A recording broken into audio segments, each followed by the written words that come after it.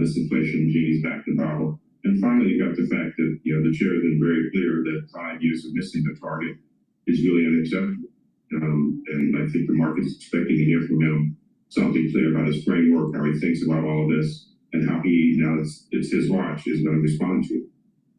How about people that come in and argue that some of the problem areas of inflation have started to look better, like shelter or services, or even, I don't know, even wage pressure? Have you seen positive signs in some of that data? Absolutely, there are positive signs of some of it, and as you point out, the last reading was a relatively positive surprise. But be careful, because coming in at slightly below 3 is not coming in at 2, and so these concepts of positive surprise, et cetera, are against the backdrop of inflation that is certainly running hot. Even if it's less hot than it had been before, doesn't mean that it's definitively on its way to 2% over the next probably 3 to 4 or 5 quarters. And I think that's the Fed's dilemma right now. Things are improving, but from a very bad base. Yeah, we all like to live in interesting times, and the Warsh Fed is just for a lot of really interesting conversations that we've had, and arguments, family fights, which the chairman apparently likes. So I could ask you, I could ask you about whether you like the whole idea of less transparency, and you're on your own. And then yesterday it was fascinating to see the interplay between Treasury and the Fed and a financial reporter. Did you see the whole thing? You probably didn't like that. I didn't love it. I didn't like that as a reporter. Me, as not a journalist, sort of was tickled by the whole thing. What did you hear? I said me is not a I like that. But that's not a surprise to you. That's not a surprise to you. What do you make of all that, Roger? I think 2 or 3 things. Clearly, the Fed needs to be clear, improve its communication. Certainly, some of the things they've done that portend the future are sort of confusing, so consider the dot plots, et cetera. On the other hand, the market does want some degree of transparency. It's called, the reaction function. How is the Fed likely to react? And I think Chair Warsh is going to eventually be forced to say a little more about the future than perhaps he wants to. On the back and forth between Fed and Treasury, the standard has been very, very clear, which is the Fed is responsible for monetary policy. Treasury definitely takes the lead on fiscal policy. The Fed tends not to comment. And generally, Treasury has not commented, at least in the last 3 or 4 administrations, on monetary policy. On dollar policy, which comes into play, frankly, the Treasury takes the lead, the Fed helps to implement. So I think the rules of the road are clear, but obviously reporters like to report, tit for tat, and what's exciting is disagreement, not agreement. So I think the Fed has really got to focus on its mandate. It's got to be clearer about transparency. Because the markets, I think, deserve and expect a certain degree of transparency, knowing there's not going to be, forward commitments, because the Fed and markets are all very data. Hey, Roger, there was another story in the Wall Street Journal just this morning about Kevin Warsh and these conversations he's been having, or the President of the United States has been having with him, apparently routinely. Curious where you stand on that. I mean, it sounds like there have been periods of time where there have been conversations between the president and a Fed chair. It sounds like more recently that has not been the case. But from your perspective, how the markets read that? You should, with the cover, you should point out that the article says we have no idea whether they talked about Fed policy. They talked about the Iran war. They talked about the economy. They talked about all the vibrant. And I thought about that immediately, and I know Kevin. We've known Kevin. I would use him as a resource for, and if the president's doing that, I'm like, fantastic. No, but by the way, the reason I was asking him to contextualize it was because during the Clinton era, for example, there was close. There was lots of back and forth between Alan Greenspan and him. But we don't know if this. We don't know what are you doing with rates. We don't know what was going on. It's also hard to imagine that there's never a conversation that even touches on how they think that. I mean, all these conversations relate to each other. But Yeah, so look, let me, to answer your question, try to contextualize it. These conversations go on, they're quite frequent. The rules of the road are, let's talk about the economy. The president should be taking advice from someone as smart and insightful as the chair of the Fed, including obviously Kevin Warsh. So one shouldn't be surprised. One should recognize that historically there has been a degree of pressure applied. There are famous incidents when, the president has called in the chair to suggest a sort of move to monetary policy. That is clearly off limits. I think here it's a little riskier insofar as we know this president has been very clearly dismissive in some sense, certainly critical of Fed policy. And so, and Kevin Warsh needs to show, as he has, a strong degree of independence. So I think these conversations will go on. I think they're newsworthy in this context because of the history of this president clearly backing Fed. I can use that word. Talking about newsworthy, Roger, before you go, I do want to get your sense of this big move inside of Google, Alphabet. I know you're on the board. I don't know how much you can say about it. But as we mentioned, Dennis, who I've known for many years, he really is the OG of all of this. And Jeff also, one of the great OGs. I know you got a bench there, but how are you thinking about it? Well, what you said earlier is true, which is, I would prefer actually not to comment on it. I know that seems very sort of disappointing. As a board member, I am calm and comfortable with the leadership team that we have there. And these moves are part of sort of a natural progression, as they were talking about in the press release. So I'll just leave it at let the press release speak for itself. The good news is obviously, there's a deep bench, and I expect we will continue to do quite well in this space as it has for a long, long time. In your survey, Roger, measure of CEO confidence. I mean, if you combine.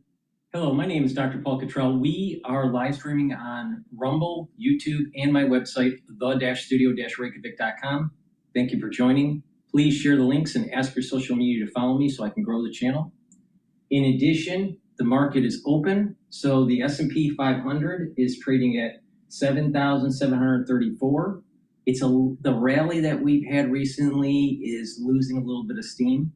If you've been paying attention, I've been saying the year-end target is 7,800, and that as we are in the 7,600 to 7,800 range, take a little bit off of the table and put it in cash or cash equivalents, but still have a decent amount in equities.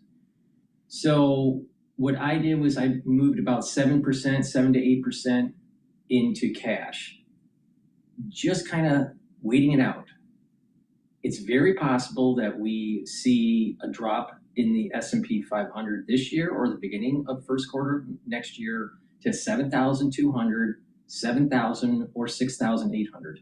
At those different price points would be perfect to add that cash that was put on hand to get a better dollar cost averaging. This is how you juice up the gains in your portfolio and beat the market when trading the market. So around 7%, 5 to 10%, somewhere in there, of putting cash on the sideline or cash equivalents like short-term CDs or whatever. So you can wait for that sell-off. Now,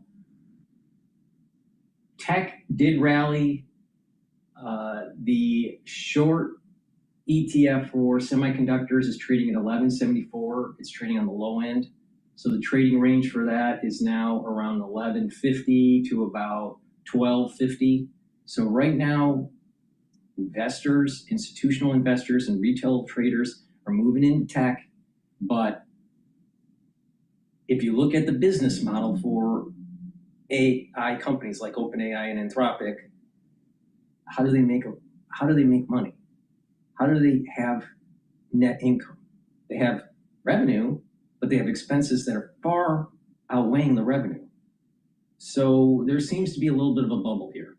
Plus the circular financing, some issues with NVIDIA. So I would not be surprised if we see another down leg, and this is just a short-term relief rally.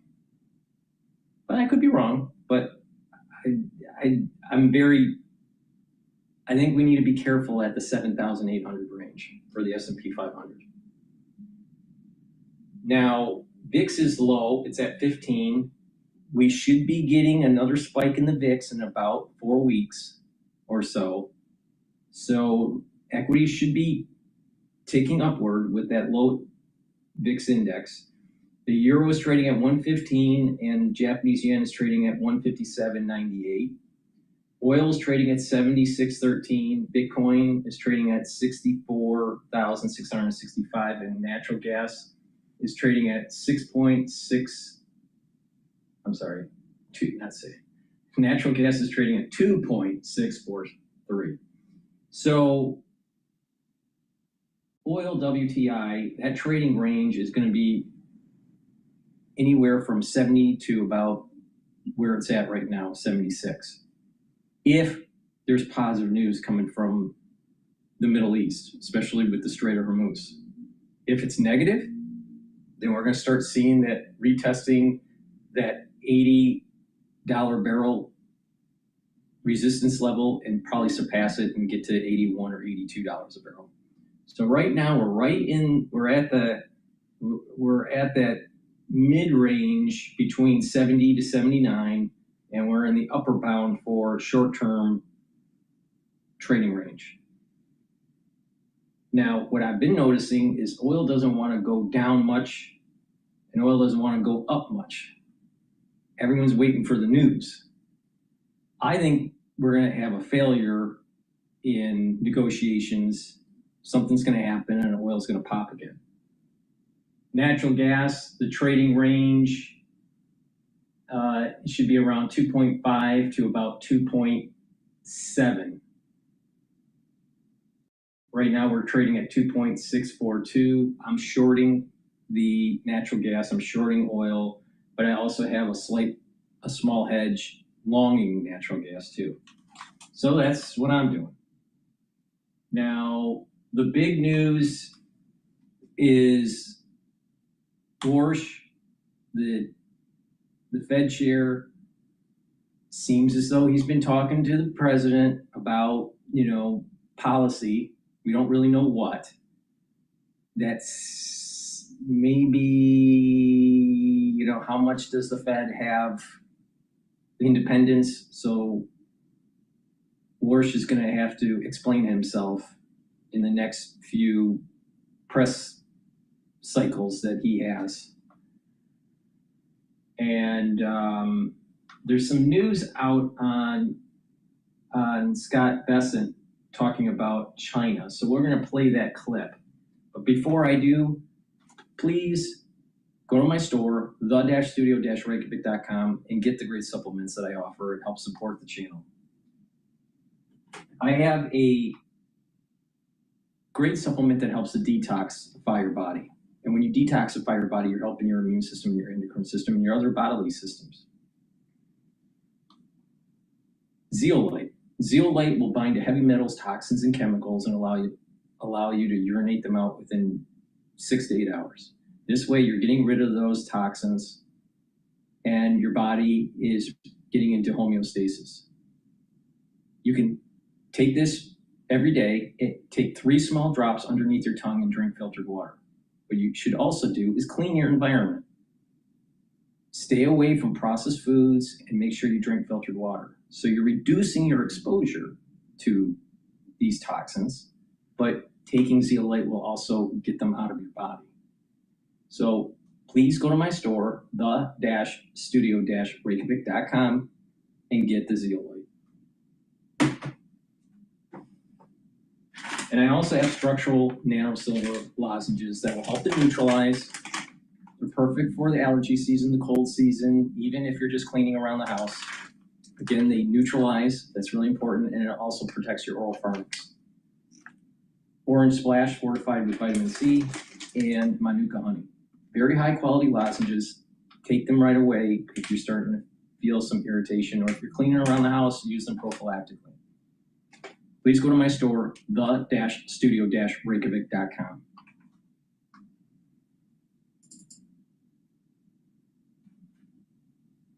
I finally found a tool that the top teams in tech are obsessed with right now. When the people behind companies like Vercel, Shopify, and Intercom, military equipment from our #1 adversary is absolutely. Welcome back. China retaliating against Washington's latest restrictions on drone exports. The Communist Party now banning 6 U.S. entities from engaging in trade with Beijing. The move coming after the U.S. targeted Chinese companies over national security concerns and forced labor concerns. Drones now a defining technology on the modern battlefield. The escalating fight between the U.S. and China over global manufacturing dominance, setting the stage for President Trump's expected meeting with Xi Jinping in September. When the communist leader comes to Washington, joining me now is the GETTR Institute Senior Fellow, Gordon Chang. Gordon, good to see you. Thank you so much for being here. So your reaction to China now trying to retaliate against the U.S. On doing business on trade? Good morning, Maria. I think the most important thing about the Ministry of Commerce actions yesterday was that they were not as impactful as the measures that the U.S. has imposed on China recently. And that shows you that the Chinese know that they don't have the ammunition. Right now, Xi Jinping has a critically export-dependent economy. That's the only way that he can grow GDP. And that means he needs access to the U.S. market, which means he can't irritate the Trump administration that much. So it's important for the United States to keep Chinese equipment out of our critical infrastructure. And I think it's actually pretty good that we're not getting Chinese drones because we need to build our own drone industry on an emergency basis. Well, that was the most incredible thing. For so many years, we were buying drones from DJI, a Chinese drone manufacturer. And here we are openly saying that China is our #1 adversary, and we're buying, military equipment from our #1 adversary. It is absolutely incredible that that went on for as long as it did. And we still have so many DJI drones in our arsenal, do we not?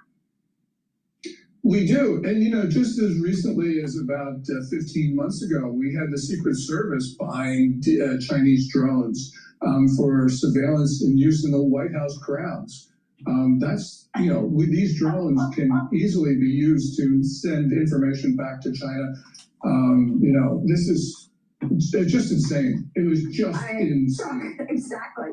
Talk about the fox watching the hen house over there. But look, I want to get your take on specifically what China is doing, because Scott Bessent was pretty clear when we were talking about the race to win on AI when he joined me just a week or so ago, a couple of weeks ago, when he said that we will not stand for theft when it comes to our AI models from communist China. Watch this.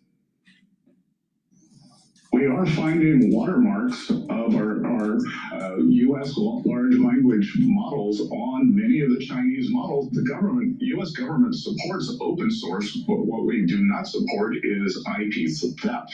The other question might be, should companies that are using Chinese models have to disclose that to their customers? These models have to be held to the same standard that U.S. models are, but more importantly, are they using stolen materials? There's a very technical AI word for it called distillation, but you and I would call it theft. What about that, Gordon? We know that China has been stealing intellectual property from the United States for decades now. Are they doing it on AI models? Well, they certainly are. And I love the Treasury Secretary, and I think he's doing a great job. But he needs to stop warning the Chinese and start imposing costs. On July 16th, we saw Kimi K3, the Chinese AI model. It was distilled from Anthropic's Fable. But there's no excuse for that happening, because on January 20th of last year, DeepSeek released its R1 model, which was distilled over ChatGPT-4, which was a violation of OpenAI's terms of service. So look, we know this has been going on for far too long. We need to stop talking to the Chinese. We need to start doing something, because they're not impressed by the Trump administration's words. Yeah, good point there. And we'll see what happens ahead of this meeting, or whether or not we'll see a reaction after Xi Jinping leaves Washington, the meeting happening in September. Silicon Valley, meanwhile, facing new scrutiny over whether American AI innovation is potentially helping China close the technology gap inadvertently. Startups working with some of America's biggest AI players, including OpenAI and Anthropic, are also providing training and technology to Chinese labs to build lower-cost models. Chinese researchers have reportedly used U.S. models to develop domestic defense AI capabilities. It's something we've been talking about for so long on this program. And current CIA Director John Ratcliffe told me about all of the national security threats from China all the way back to 2017. Here he is with me when he was Texas Congressman in 2020. Watch this. I know they've been stealing intellectual property for decades. Walk through some of the things that China is doing right now, Director. China and China alone is the greatest national security threat that we face, and we see them growing their military. We see them economically, as you talked about, stealing through intellectual property, stealing through cyber warfare, stealing from our universities, stealing medical research, all to gain information which they know is what you need to dominate technologically. So, you know, China is not a good actor internationally. We need to call them out for what they... Finally, no more PDT rule. Now, traders of all account sizes have more flexibility than ever before to engage in the markets. And Tasty Trade has the tools traders... We need to call them out for what they are, not what they pretend to be. So he knew all about this, Gordon. He's the CIA director now. I'm wondering what kind of accountability we may see here. Now that Bessent tells us that there are watermarks on Chinese AI models. Well, we know what the problem is. As John Ratcliffe said in that clip, we've known it for decades, and that was a half decade ago. So the Chinese will continue to steal until we impose costs on China that are at least as great as the benefits they receive. This is not rocket science. This is an issue of political will, and the United States has very, very little of it, whether we're talking about the current president or his predecessors. We have just no political will to defend our economy. So the American people ought to be outraged, yeah, at the Chinese, but also at our political elites for not doing what is obviously necessary. Well, President Trump has his own way of doing things, and he's the first president to actually take on communist China. So that must be said. Now, he may do it in his own way in terms of, you know, a friendly way. He's my friend. He's, you know, and at the same time, shutting down windows for Beijing. But he is the first one to take this on. Beijing is also said to be expanding its AI footprint in Africa through digital infrastructure and technology partnerships. Gordon, we know how this goes. Explain the significance of this push, because we've seen the CCP over and over again lend money to countries that need it. In particularly countries in Africa, knowing that they can't pay up, they'll take a port, they'll take, you know, land, whatever, to actually become dominant in that region. Explain the significance of this push in Africa. Yeah, the important thing here is that the country that gets others to adopt its AI will dominate the AI race and the 21st century. And China is, with its open weight models, is and very low prices or no prices, as getting other countries to adopt its AI. The problem for China, though, is that you know, the Chinese investors, despite all of these great achievements that China announced last month, and they were two really important ones, not only Kimi K3, but also the deep ultraviolet lithography machine. These are really important advantages, but investors are fleeing the Chinese tech stocks because Xi Jinping has made it clear that Chinese companies aren't going to make money. And what they're going to do is flood the world and hope to get everybody to adopt their AI and then raise prices later on. They did this with solar panels. They're doing it now with EVs. The United States, we need to just have a reassessment of this. And this probably involves President Trump sitting down and talking to AI companies about how to get the world to adopt. Please go to my store, the-studio-reykjavik.com, and get the magnesium and zinc. Magnesium and zinc is going to help with your immune system and help with brain function. Many adults aren't taking enough magnesium to improve their brain function. Very important to take this supplement. In addition, get the vitamin C and magnesium. This helps with the immune system, helps with skin health, and helps with brain function. You can stack them together, which I highly recommend. Please go to my store, the-studio-reykjavik.com.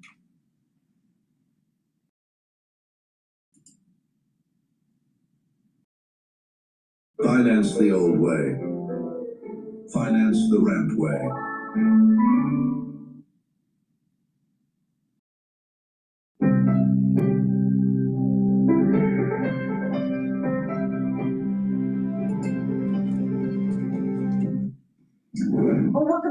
The battle for the Senate taking shape, and a major Democrat primary victory in Michigan this week is sparking a fight over the future direction of the Democrat Party. Abdul El-Sayed's win over Haley Stevens for Senate candidacy, celebrated by progressives as a sign that the party base is moving in a new direction.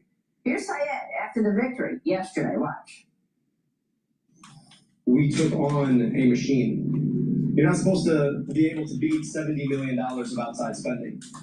A record amount of money spent in a campaign against a Democrat in a primary in any campaign. You're not supposed to be able to beat that. And what we showed is that the power of our many is greater than the power of their money. Senator Bernie Sanders called the victory, quote, unprecedented, while progressive commentators like... Now, Sayed, El-Sayed, is a communist, right? Just in disguise. He's truly supported by AOC and Bernie Sanders. Now, he doesn't want to label himself as a DSA candidate, but the DSA organization is supporting him. He never states how he's going to pay for his social programs. Same problem that we had with Mondani in New York. But there's something bigger going on across the country. Islamification of the political process within the United States at all levels. Federal level, city level, and state level. So what do we need to do? We need to push back. Even if you're slightly left or slightly right or middle of the road, these policies that these progressive candidates are pushing, we cannot afford. We cannot afford this Medicare for all. How are we going to afford all of this higher spending in education? Meanwhile, the educational system sucks. It's only giving good money for bad outcomes. So El-Sayed, he doesn't say exactly how he's going to pay for it, except tax the billionaires. But once you tax the billionaires, it goes down to middle class. The taxation will go to the middle class. That's what's happening in New York. He said, we're just going to tax the billionaires and the corporations. And all of a sudden they realize that their budget can't be balanced unless you go after the middle class. Same thing's going to happen with El-Sayed. So there is a battle for the soul of the nation. And that battle is happening during the midterms of this year. Now, it just so happens to be in November after 9/11/2026. The curse that I keep on telling everyone about is going to start 9/11/2026. It's very possible that if the United States doesn't do the right thing, that further economic hardship is going to manifest itself for the next 2 years. You can see these things starting to emerge. This democratic populism, this democratic socialism is starting to get into the politic. The economy is kind of faltering. The AI bubble may be bursting. Job growth is anemic. We keep on hearing about low fire and low hire. Where are these youth coming out of college going to work when there's low hiring? There's a lot of problems happening. On top of what's happening in the Middle East, our depletion of munitions because of the war. How do we defend Taiwan now? Are we overstretched? Our manufacturing capacity isn't there for ATACMS and Tomahawk missiles. What are we going to do? There are a lot of things starting to emerge that you can see that the curse can be initiated, can be activated. onto America, onto the United States. It's starting to emerge. You can see it. El-Sayed is dangerous. Just as dangerous as Mamdani. And they also have this little look about them when they think they say something that's witty, and they have that smirk. They have the same kind of smirk. Now, we don't have to look at Mamdani or El-Sayed to see what has been going on for the last 20 years. Look at Hamtramck. Look at Dearborn, Michigan. And there is this Islamification that's taking place in these cities. Are we going to wake up? Are we not going to wake up?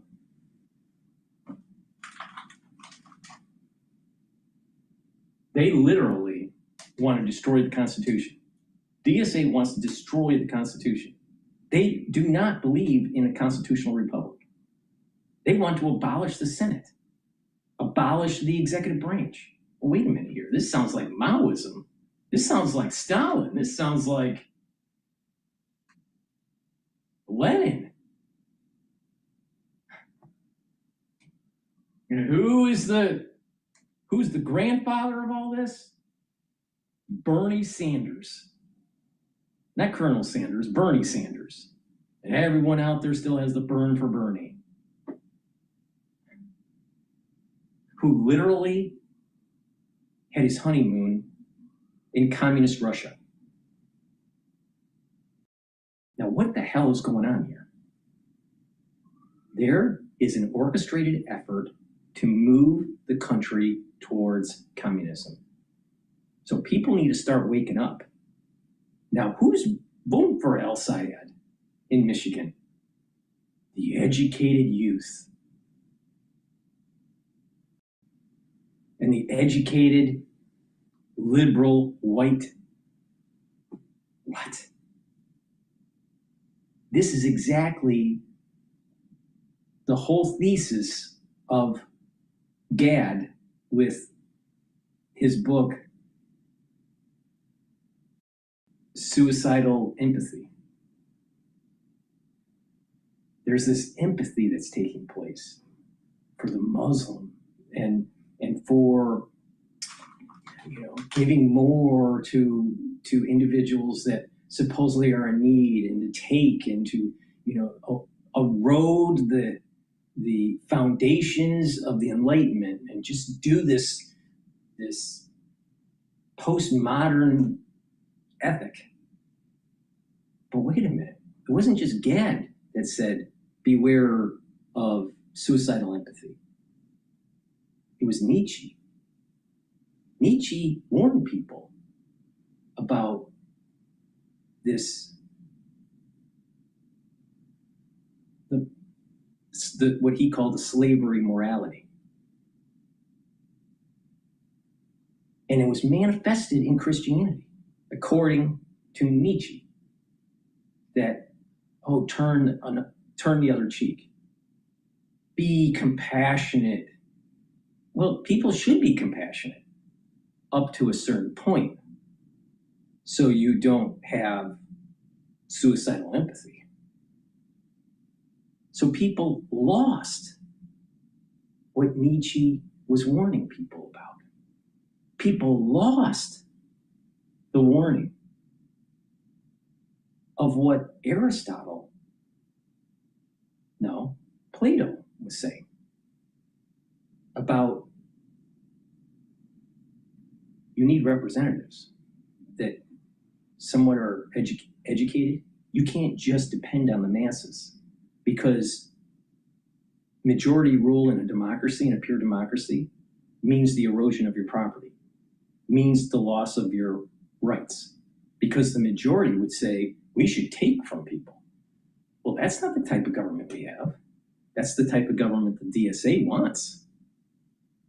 The type of government we have is a constitutional republic that's anchored in the Enlightenment. God, country, family, anchored with life, liberty, and property. But that's not the ethos of DSA. So we should maybe listen to Plato and be very careful of mob rule. Maybe we should listen to Gad and pay attention to suicidal empathy, and listen to Nietzsche about the slavery morality, and that this is exactly what is happening in Michigan. What Nietzsche warned us about is what's happening now. Now, we can go to even a contemporary philosopher that passed away in, I think, 2012, maybe 2014. Christopher Hitchens. Christopher Hitchens warned the whole public, the whole world, that this Islamification is going to happen, and that they're going to get inroads into politics, and there's actually going to be a deconstruction of your society. Fast forward to what's happening in London. Look at what's happening to England. The English are saying they are no longer, they don't even recognize their country. Now, if you're an American citizen that's been around for a while in the United States, several decades, 4, 5, 6 decades, I guarantee you that what you remember 3 decades ago, 30 years ago, is no longer what it is today in terms of the composition of the demographics, in terms of the educational prowess of the youth, in terms of safety and morality. Things have changed. So we've had philosophers warn us that this was coming. Christopher Hitchens, Nietzsche, Gad, Plato. The curse is coming. And it's the so smart that they're stupid demographic. The youth that think they know it all but have no experience. And the educated liberal in these college towns like Ann Arbor that are literally trying to destroy this country. Now, if you don't believe me, just listen to the platform of DSA. If you don't believe me, pay attention to how are they going to fund their programs. Mao didn't get into the heights of power overnight. Chipped away at it. Same thing with Stalin. Same thing with Lenin. Now let's think about Lenin for a moment here. The Bolshevik Revolution was literally funded by the Germans to reduce the pressure from World War I with the two-front war that was going on. Germany was fighting Russia, and Germany was fighting France and Britain. So they funded a guy named Lenin, and he was able to gain notoriety and gain political power and overthrow the czars. Just chipped away, chipped away, chipped away. So literally the seeds of communism go all the way back to World War I with the Germans. And we have now had it metastasize. And in today's world, it's now layered with Islam. So there's a little bit of a religious component to it. It's layered with Islam. It's masked with multiculturalism. But the dagger is communism.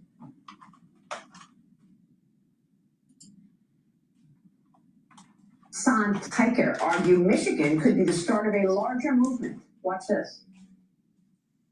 Do you see a progressive lane materializing that goes through Michigan for 2028 after tonight? Absolutely. But it's not just Michigan. This is just the beginning. These are never supposed to be swing states, and they will never be swing states ever again if I have something to do with it.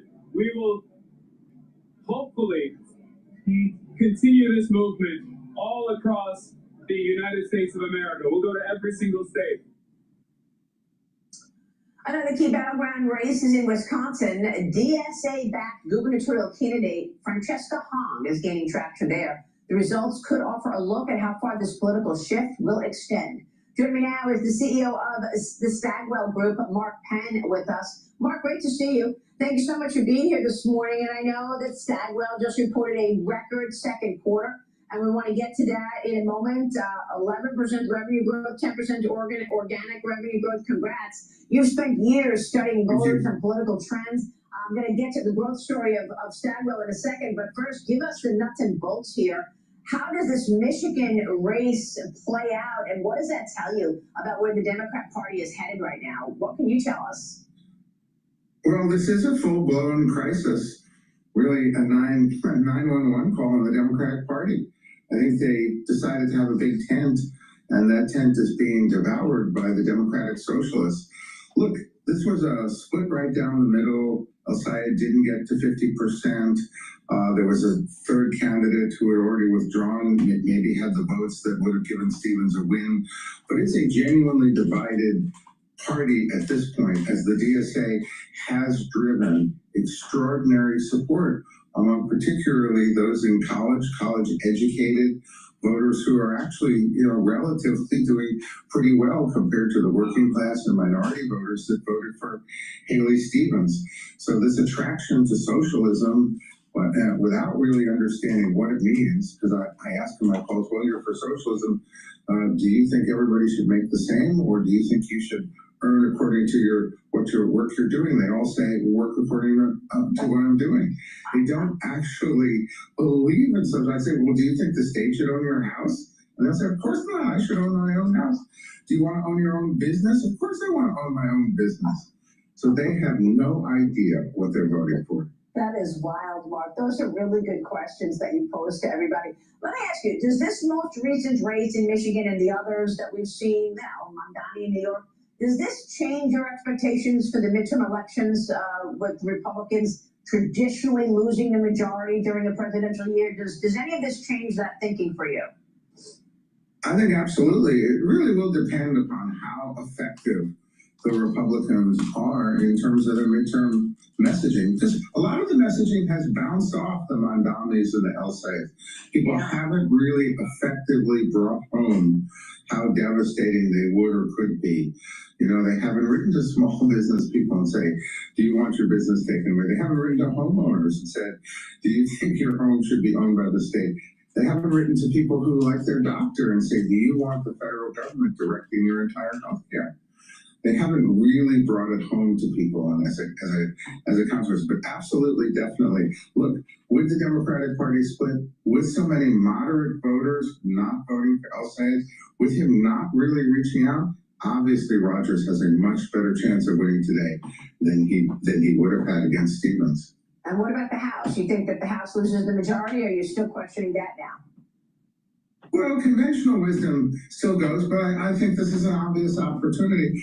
I think also, Maria, it is interesting that the economy itself is just generally a lot stronger than perceptions of the economy. That's right. And I think that perception gap on the economy is something that the Republicans have been unable to shake so far. Yeah, all right, let's talk about your company, because your company, Stagwell, is growing faster than peers. You reported yesterday record second quarter with 11% revenue growth, 10% organic revenue growth, record new business as the political advertising cycle is ramping up. The stock is lower by almost 4% right now. Give us your sense of the quarter. You raised your full year outlook as a result. What's driving business, and how are you taking market share from competitors? Nice move in the stock over the last, as you can see, a couple of months there, which is now trading at $8.85 a share. Yeah, we're up almost 70%. I tried every type of ED medication, Viagra or sildenafil, and Cialis or Tadalafil. I know this works for some. Yeah, we're up almost 70% of the year, and I think while a lot of our competitors at WPP report shrinking 5%, our digital transformation, for example, is growing close to 20%. Our overall company is in growth mode. Our net new business is at a record. Our stock has been very much in general on a tear to new heights because people recognize that compared to the rest of the industry, we have this incredible combination of creativity and technology that's been winning clients like IBM, Mondelez, Heineken, a record new $170 million of net new business. That is awesome. That's terrific. So the political advertising is about to accelerate. What are you expecting in terms of growth rest of the year and into next year? And what about AI? It's transforming almost every industry we know, and the advertising world included. How much of the growth is AI versus traditional advertising at Stagwell? Well, if you take a look at almost everything today is related to AI, and we have a partnership with Palantir to bring AI applications in marketing to the market. So we have very strong AI products. Our engineers here that really bring AI to business and to marketing. That actually is the fastest growing part of the business. So people look at us as an AI winner, and that's absolutely, I think, a critical part of our growth story. Plus, we do play in the political sphere, and this is going to be record double-digit growth in political, double-digit growth in terms of digital transformation, and that creativity is going strong. So I think in general, too, the market is not giving up on marketing. Amazing.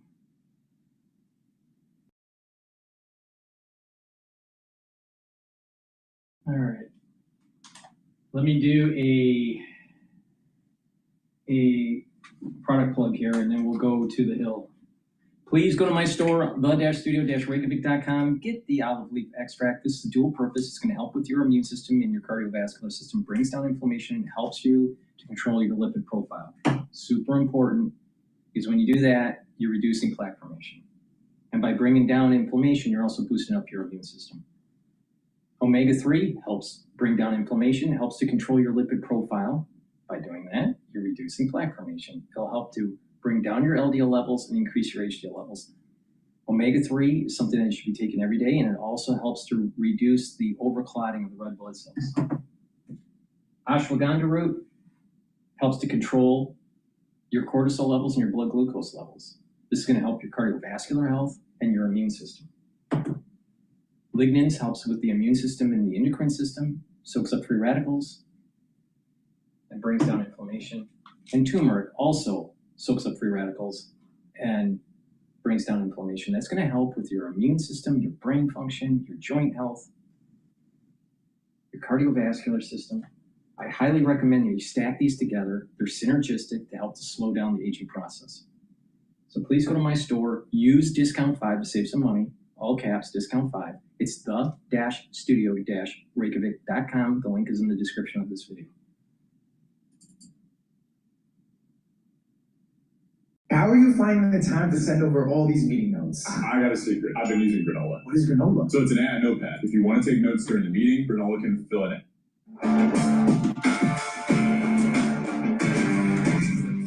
Viral X controversy, I'm weighing in. Now, sometimes you hear something so crazy, it stuns you into momentary silence. But Ross Douthat, the New York Times conservative ex-columnist, such a pro that he had a quick comeback for an insane liberal professor who proposed, quite simply, the stupidest policy idea I've ever heard.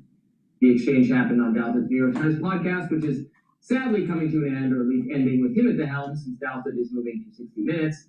He'll no doubt be very successful there, and I hope we are still treated to moments like this. The guest was Samuel Moyn, a law professor who, at Yale, who has warned that older Americans and their political and economic interests are coming to dominate the country's political system. Hey, that's a take I even agree with.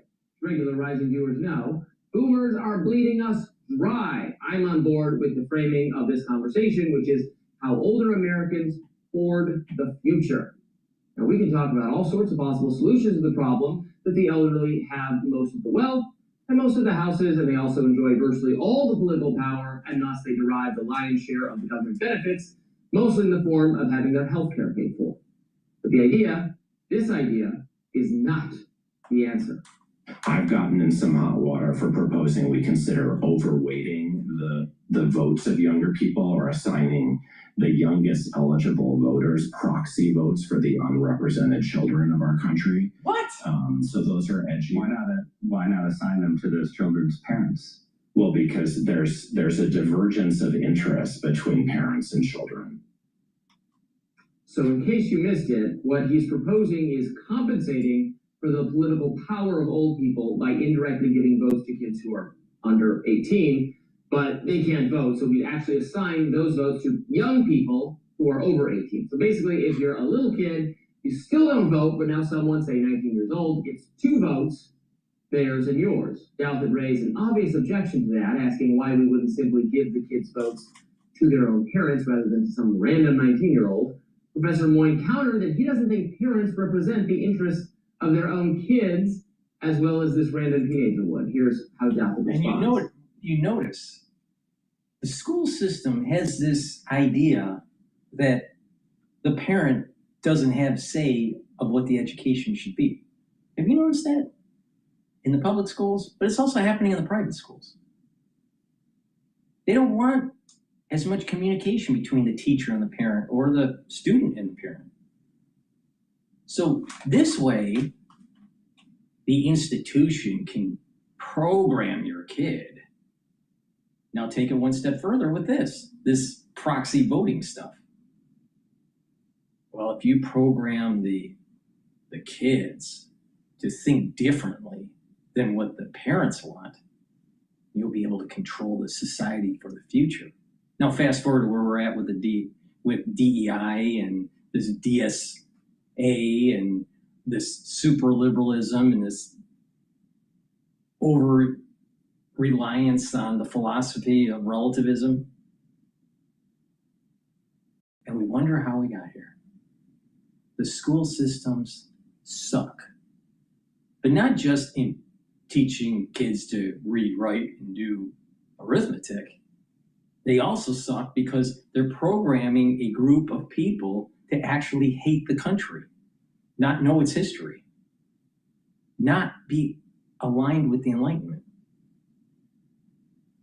not to have children that are God, country, and family. See the problem?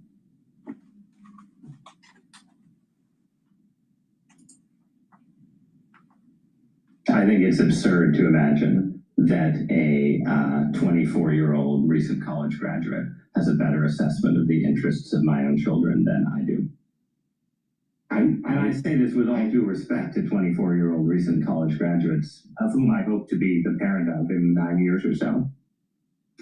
Yeah, mic drop. Yes, of course, parents know their own kids' interests better than random fellow citizens do. In fact, every person in America is best qualified to organize his or her own life, and then maybe the lives of the people you're directly responsible for, not random people who are different from you. Why I'm a libertarian. No one is an expert in running some other family's business, especially not the government. It's also why far-left progressives often target family structure in order to enact their policy goals. They don't want you raising your own children. They want to raise your children for you. Better yet, get the state to do it.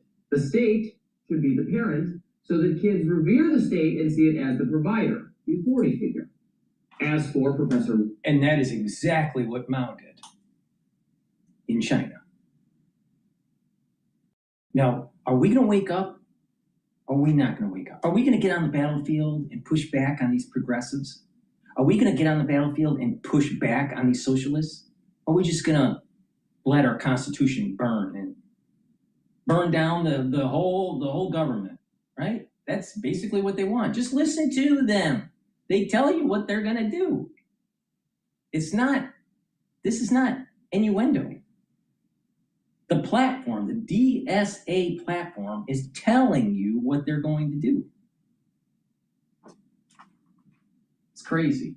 And all these liberal professors and liberal kids, they think they're so smart, but yet they're stupid. They're so smart, but they're stupid.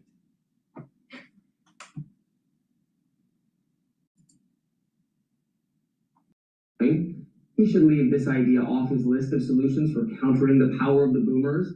And indeed, he does note on X that it was apparently idea number 46 on a list of 50. So fair enough. I think it's possible the social media pile-on here is a bit unfair. They do agree with the overall problem. After all, I think we should reduce the absolute dominance of the elderly. We should do that by eliminating the unfair government policies that redistribute wealth to them.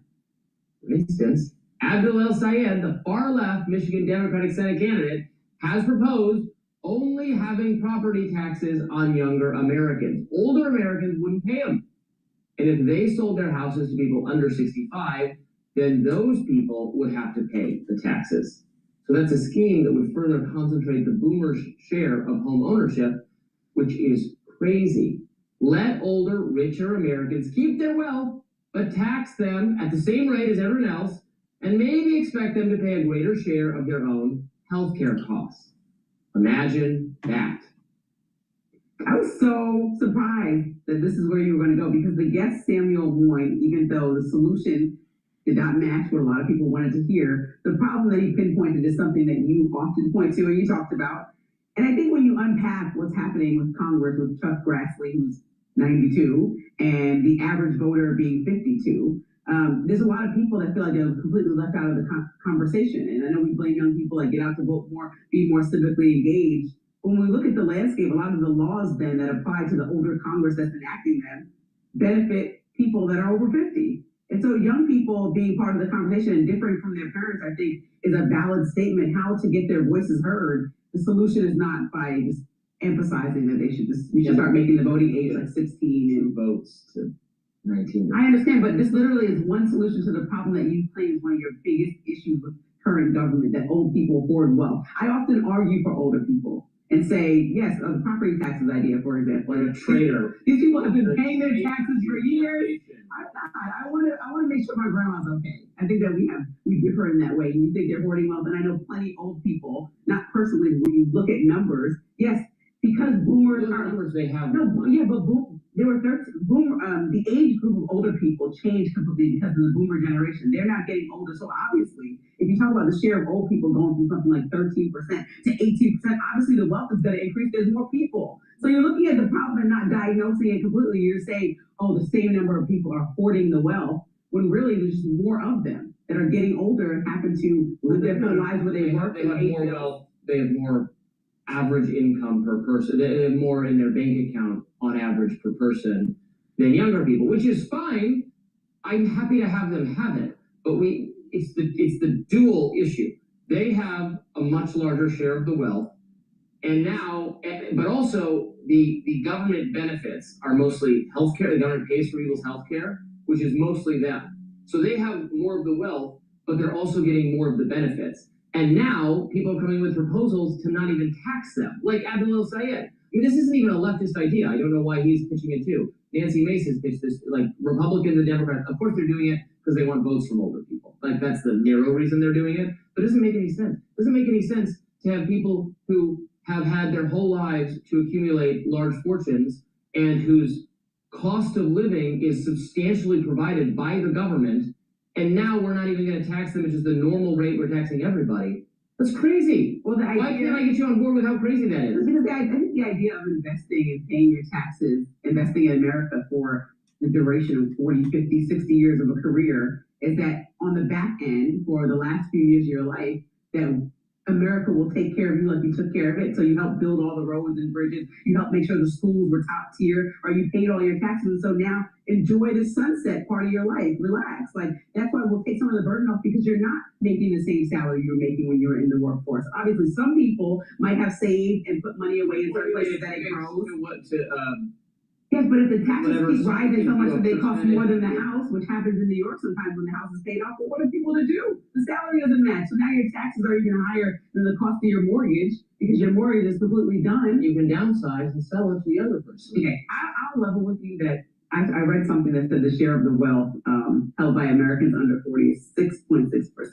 And I think that that's really bad, right? I also look at the studies that say the average homeowner age is just beginning at 40 years old. So even earlier than that is not even really on the table for a lot of people. And I understand that there needs to be policies, but I don't think we need to take away to give to the younger generations. I do think that younger people need to vote. We don't have to take it away from old people. Old people are civically engaged and active because they live long enough to see what happens when they're not engaged. Young people are living their lives very self-centered, not really focused on elections in the way that they should be. At the time we designed this system where the government is going to completely provide for you in old age, people were only living like 5 or 10 years past retirement. Right. Now they're living 30 years past retirement. Which is a great thing. Well, that is a great thing, but it's making the system, it's bankrupting the system. And it requires more and more and more hard work, money, more confiscation of wealth from someone to pay for it. And why does it have to be from young people who can't afford to buy a house, are choosing not to have children because if they had children, they wouldn't be able to afford childcare costs for them? But I wouldn't pinpoint old people as the thing that's on the top of my list. Bankrupting the system. I think where you and I agree is in places like Minnesota where we see that fraud is causing massive issues in the system. Places like Ohio where we see specific fraud. Places like people that President Trump has pardoned where we see billions of dollars of fraud has happened and then people have gotten pardoned and not had to pay that money back. That's what's bankrupting our healthcare system. You okay? If you want to go, Pardon's bankrupting. Well, these people have made hundreds of millions of dollars and never paid it back.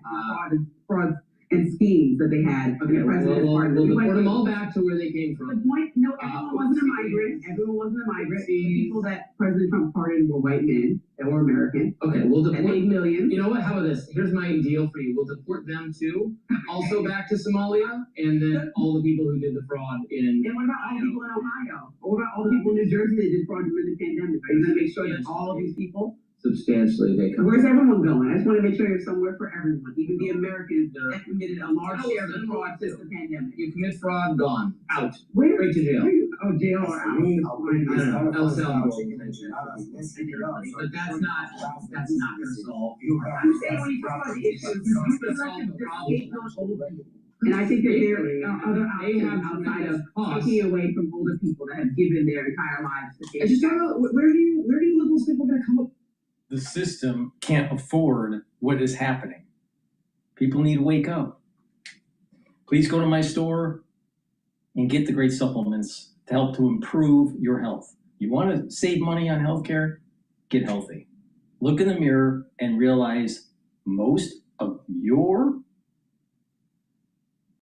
the country's diseases, the top 3 diseases are self-induced, usually.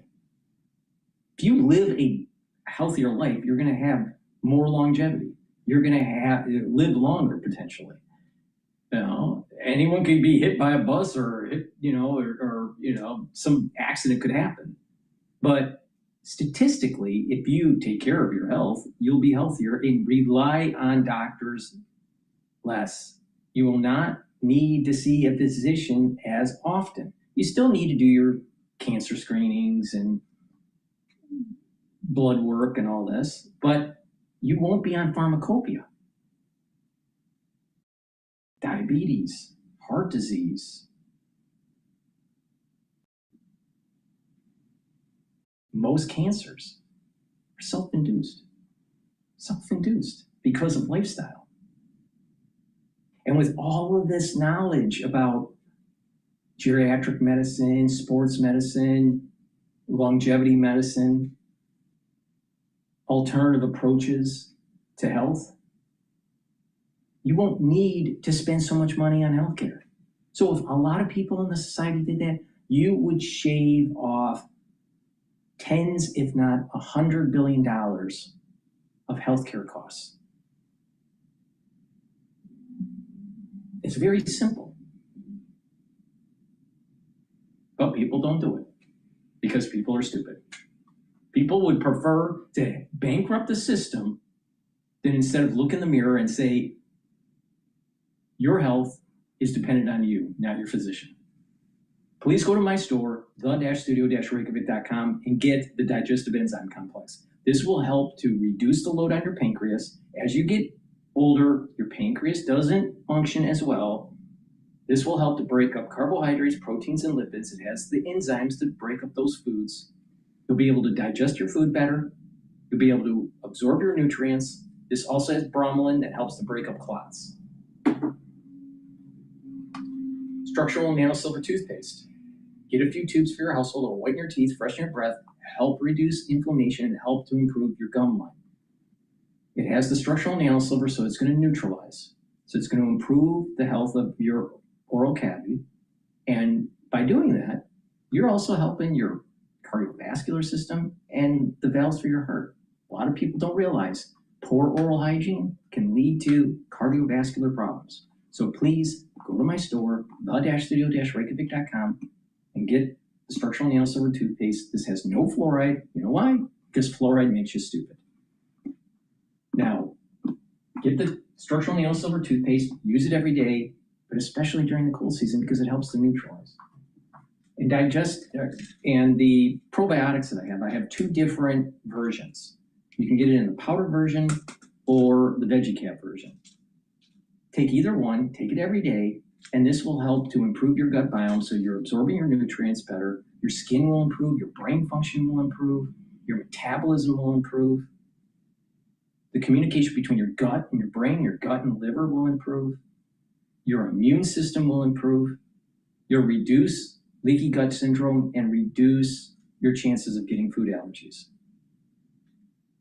Good health starts with a good probiotic. So please go to my store, the-studio-reykjavik.com. Use discount $5 off. So you can save some money. But get the supplements, use them regularly so it helps to improve your health. And that's how you reduce healthcare costs in the United States. It's a very simple concept. And it works. And it's grounded with hardcore science. So please go to my store, the-studio-reykjavik.com. The link is in the description of this video.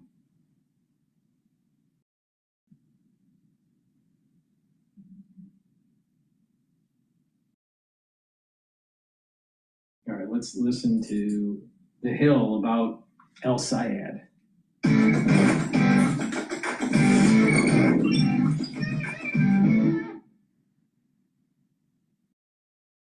I'll keep this quick. We need a huge number of donations today to flip this U.S. Senate seat in Texas. If ever...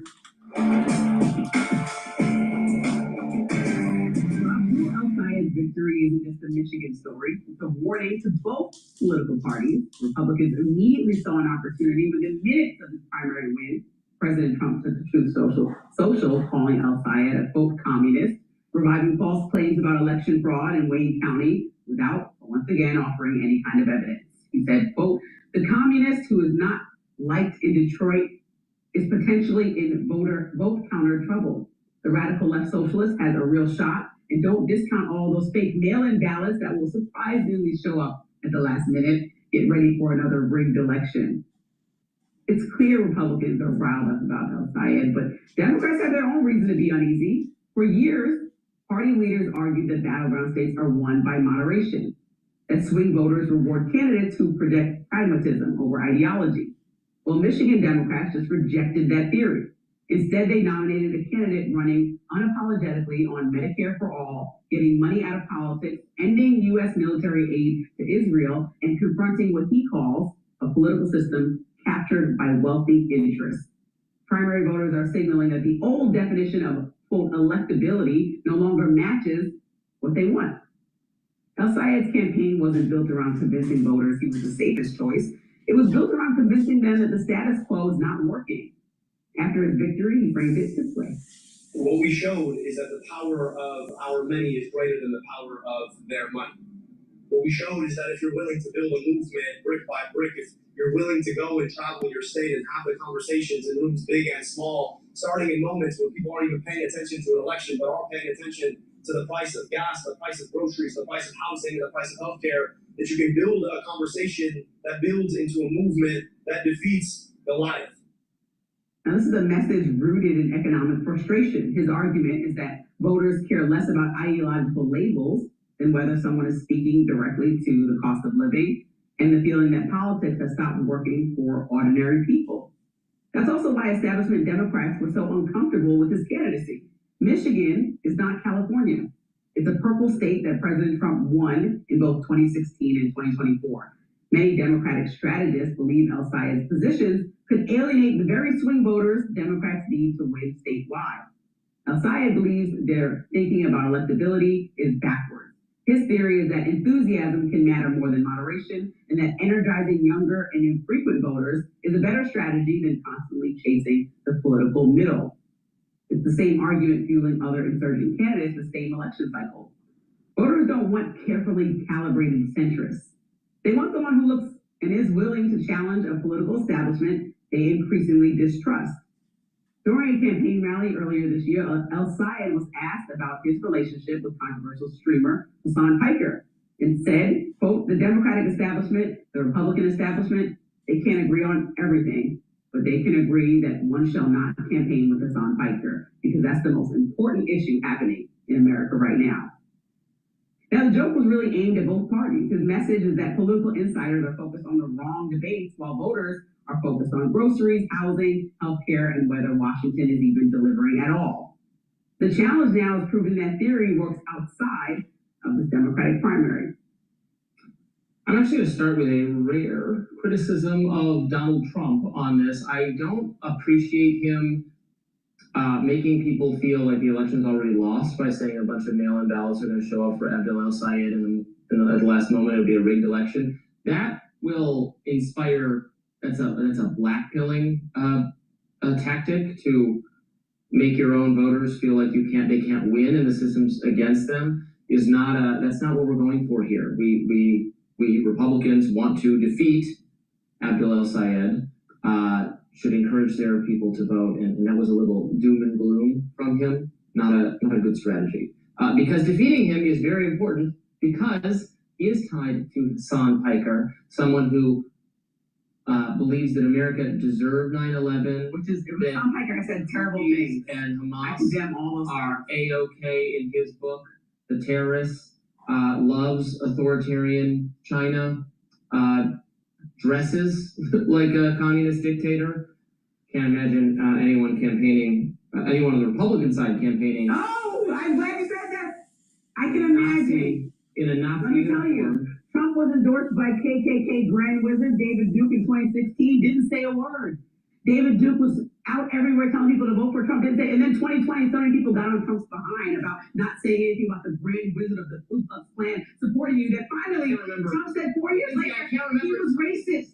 Finally, wait a minute. I don't remember Trump campaigning with a Grand Wizard of the KKK. Let me finish. Trump Can you remind me when that happened? Let me tell you when Trump had dinner and hosted Nick Fuentes at the White House. No, Kanye that's West, not true. Who's He had it with Kanye West. And Nick Kanye West there. brought Nick Fuentes. Oh, they don't do security checks. And ask for something. Oh, he didn't know. He didn't know his card. No one late knew 2022. Everyone knew who he was. He campaigned with Joe Arpaio. Remember down dinner with Kanye West? Racist sheriff Joe Arpaio. He campaigned with that man after he literally ignored a court order for racial profiling all over Arizona. Remember that guy? He supported and worked alongside President Trump. So stop pretending like you care about who folks campaign with. You don't. All BS. You don't. I named anywhere here. I named a Ku Klux Klan leader. These are all people that support President Trump closely. He had them over for dinner. He campaigned with Joe Arpaio, who was obviously racist, and he is supported by David Duke. He did not campaign with the Grand Wizard. The only one you're pointing out that he didn't campaign, he was supported by KKK, didn't denounce it until 2020, 4 years after he'd been president.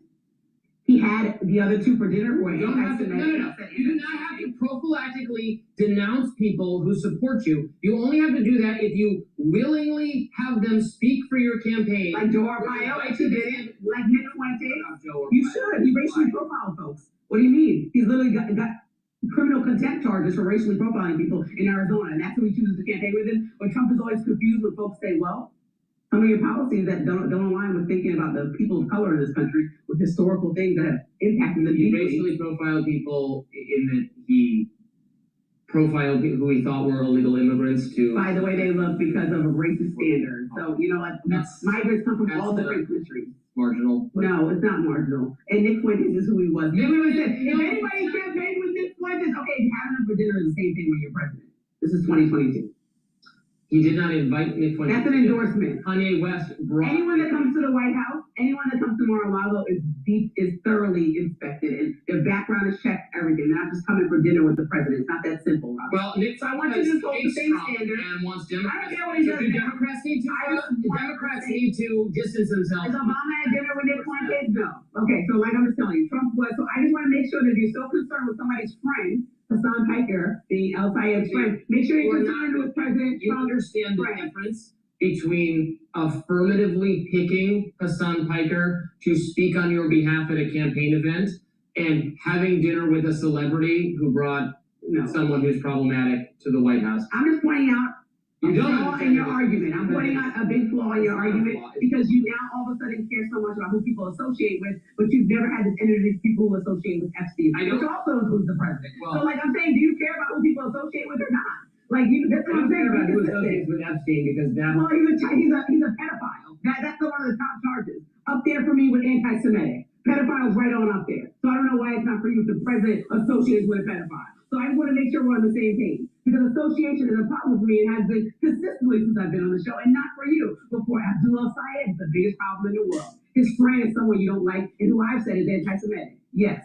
Well, is anyone choosing Jeffrey Epstein to speak at their campaign? Jeffrey Epstein that's right, he's dead. He's dead. I'm not. I resent. Look, Abdul El Sayed picked this guy to speak on his behalf now. Now, it's not like it was 800 years ago and then his problematic views came to light and he wants to. Like, I'm not playing 6 degrees of separation. I don't care. People associate with what Abdul El Sayed has said. Abdul El Sayed now. Abdul El Sayed, he's picking Hassan Piker now. Hassan Piker is in a Mao uniform. That's as offensive as being in a Hitler uniform. And he was standing beside him. He's been standing beside him now. That's the difference. That's the problem. And Dems won't touch it. Yeah, where is the denunciation of it? This is the guy they pick because they think it's cool and edgy to associate with communist thug. Listen, Hassan Piker, whether you like him or not, just like Nick Fuentes, has 8 million people that follow him that are young people mostly online. And so Abdul El Sayed is saying, I want to talk to your audience. And that's all he's saying. He's saying the fact that Democrats and Republicans, or Republicans mostly, are making this an entire campaign issue where he's on the campaign trail talking about health coverage, which nobody in Congress is for some reason, even though subsidies has expired. He talked about, yes, but this is not the person running. I object to Nick Fuentes in general. You can object to Hassan Piker in general. My point is, accessing the people that he's speaking to is the actual goal for Abdul El Sayed, which he has stated. And so if there's 8 million people watching, to ignore them is a problem, which he points to Democrats doing, which is why my lens touch both sides. Because you can't just ignore those people. Just like Donald Trump does not ignore the followers of Nick Fuentes. He teeters on the line of talking to them and not talking to them. You might not have Nick Fuentes campaigning with him, but he invited him to dinner, and guess what? Now he has access to these followers. You have not updated your priors. Nick Fuentes and people like that are angry with Trump, and they have turned against Trump, and they are against J.D. Vance, and they're lining up to support Democrats. Like, you will be the side that will have to reject their support before long. And I don't care if you do or not. What's happening right now? Nobody who's following Nick Fuentes is thinking about voting for AOC, so just stop. But that's not true. It's just like factually inaccurate. These people have hate the war in Iran. Like, they feel the way about it. So does everyone. Not everyone, but they do. Polls show that 70% of the country does not like the war in Iran. Does not think we should still be at war in Iran. So what does that have to do? It has everything to do with my point. Most people feel that way. That doesn't mean they're coming to the Democratic Party. That means that Trump lied on the campaign trail about what he would accomplish and what's actually being done. And people are frustrated with it. The Groypers are moving on from the Republican Party. Oh, you're pushing them with Tucker Carlson and Marjorie Taylor Greene. So all of a sudden I'm supposed to believe Tucker Carlson is a Democrat? No.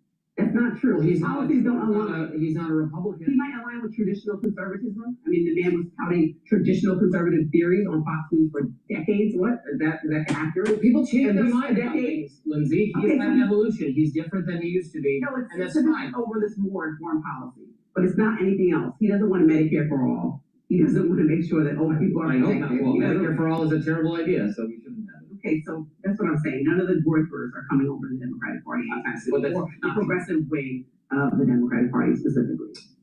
I don't know that that's true. They are more in line with the things you're saying than the things I'm saying these days. So, well, you're the one saying you have to denounce, not putting the person on a pedestal, but you have to denounce them if they just happen to have liked or supported you or been The Grand Wizard of the KKK, yeah. Does anybody disagree with me? Should you denounce support from the Grand Wizard of the KKK if you're running for president? Especially if you become president and then running again and have to support for a second term? Does Barack Obama have to denounce the support of Louis Farrakhan and the Nation of Islam? Who gives a... No one cares. It doesn't matter.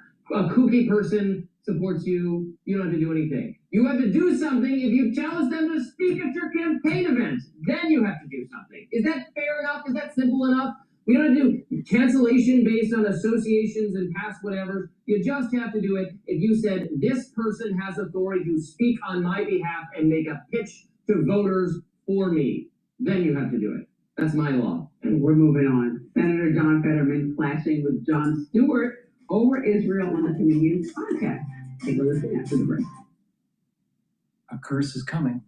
A curse is coming. And it's going to start on 9/11/2026. Please go to my store, the-studio-reykjavik.com. Get the Clarity Factor. This is a very important neurostat to help reduce brain fog. It gets rid of that brain fog, allows you to concentrate. And when you take this regularly, what will happen is your dendritic connections will improve. You'll be thinking faster and have better memory. It's a very powerful neurostat that will help to improve brain function. D3 helps with the immune system. It's a gene expression cofactor. It helps get rid of cells that are infected. It forces those cells to go into apoptosis. Vitamin D3 helps with the cardiovascular system and also help to build denser bone. Stack this with the magnesium supplements that I have to improve the efficacy.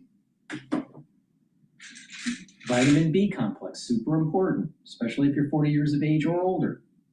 The first 4 B vitamins are part of the electron transport chain. That will help to build up the ATP in your cells so you have more energy. This will help to rev up the cellular metabolism and help to protect neurons through vitamin B12. And lastly, resveratrol. Resveratrol is going to help to soak up free radicals, improve the health of the mitochondria. You'll have more energy. Resveratrol helps to get rid of cells that are in senescence. Resveratrol helps with youthful gene expression. And by taking resveratrol regularly, it's also going to help with your skin. It helps the basal layer where new skin cells are produced. This stacks really well with C60, especially for that basal layer. So if you want to slow down the aging process, please go to my store, the-studio-reykjavik.com.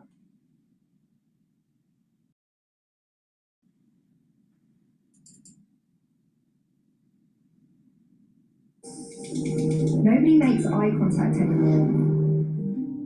We look at the doc, the chat, the notes we're frantically typing. Well, welcome back. The Senate is scheduled to begin recess tomorrow, and then they're not back until September 14th. Majority Leader John Thune is indicating they're not leaving town just yet. They'll likely be in here part of the weekend because he said there is, quote, a stack of stuff to do, including Reconciliation 3.0, which includes the Save America Act, the Clarity Act, the NDAA, defense money, and keeping government funded so the Democrats cannot shut things down right before the midterm elections at the end of September when current funding runs out. Joining me now is Louisiana Senator Bill Cassidy. Senator, great to see you this morning. Thanks so much for being here. Thank you, Maria. Good to be with you. Well, Senator, you've previously said you want to see offsets in the budget framework, and of course, we're all expecting that, given the fact that the parliamentarian has been very clear that you need to have offsets if you're going to have spending in the package. So the House delivered something with no offsets. Does that mean you're a no on Reconciliation 3.0 right now? No, without paying for it. You're seeing mortgages back up to like 6.8%. We cannot continue to spend money we don't have and expect no consequences. So the average person can't afford a home because mortgage rates are so high because the government is borrowing so much money. But I will offer offsets. If what we're voting on is so important, we should be able to pay for it, and I will offer things that will pay for it. So let's talk about that, because I know that the House Freedom Caucus is also where you are, and the House Freedom Caucus sent a letter to Mike Johnson months ago saying that any Reconciliation 3.0 bill must include strict dollar for dollar and year for year spending cuts to restore fiscal sanity, control the deficit, and delay the looming debt crisis. Senator, where can you identify those offsets and how you offset the spending that is required for defense, for example, and for these other things? Where are the offsets? So, Maria, to think that we can't find $350 billion in the federal budget, which is a several trillion, is kind of like, what? We can't? So I can't go to the Pentagon budget. But let's just say that there's one of my colleagues who has a bill that goes after fraud in government. And she says it saves $240 billion. $240 billion just going after the fraud that we know that is out there. There's other things where people are manipulating things in the healthcare system to drive up their payments. I'll put up a bill regarding that.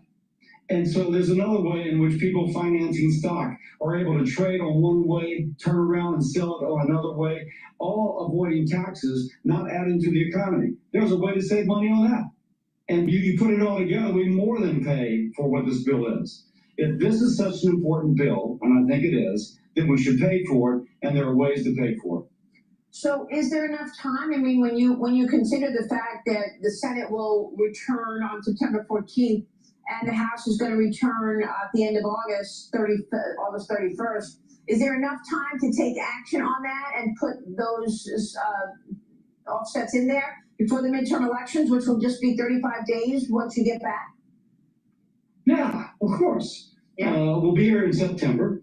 John Thune said that we're going to stay here until we, get the CR passed, and so we can expand our work week. I'm okay with that. We can come back earlier in September. I'm okay with that.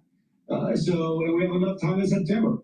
But to put it differently, the family that can't afford a home right now because mortgage rates are too high, they may not quite see the connection between the federal government borrowing too much, subtracting the amount of money that they can borrow, therefore driving up mortgage rates. But we see that, and our obligation to them is to make their life more affordable. And one way to make their life more affordable, lowering mortgage rates, means the federal government pays as it goes. Let's pay as we go. Let's get it done. Well, it's all very practical thinking, and you've been raising the alarm on Social Security solvency for a long time. It's projected to be depleted by the fourth quarter of 2032. If that happens, benefits will be cut by 22%. According to the latest report from the Social Security Administration, what are you expecting, and what can you do as an elected official to ensure that Americans who've paid into these benefits are able to receive them? Right now, I'm trying to set Dick Durbin, a Democrat from Illinois, bipartisan. We're trying to get a resolution passed that would set up a process for Congress to consider solutions, and we would consider those solutions later in the year. There are people objecting to even setting up a process. Now, we're not saying you got to do it this way or that way.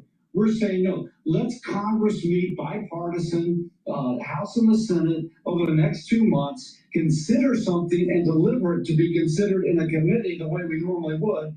There are people objecting to that. Now, why Congress shouldn't do its job and fix Social Security, I have no clue. Again, it could be a Bernie Sanders proposal. It could be an Elizabeth Warren proposal. It could be a Bill Cassidy proposal. But at least let's consider a proposal. And that's what we have to do first, set up that process. I will be introducing something today on the floor of the Senate to set up that process. We'll see if somebody comes down there and objects. Well, I understand what you're saying, but at the same time, you can't hold defense spending hostage, right? I mean, Iran and Oman are right now finalizing new Hormuz traffic routes, we understand. Shipping still in limbo there. Axios is reporting that top Pentagon officials are already talking about a fourth reconciliation bill to Senate Republicans because they have to address defense spending and the need of AI investments as well. So what are you expecting in terms of this NDAA and the supplemental that is being asked to replenish weapons lost in this Iran war? Right now, Democrats are holding up the NDAA. I have no clue why. I agree with you that we have a lot of problems. But I'll also go back to the budget reconciliation bill. We have the way to pay for this, and we've got two things going on. We've got to support our defense, our military defense, but we've also got to support the American people.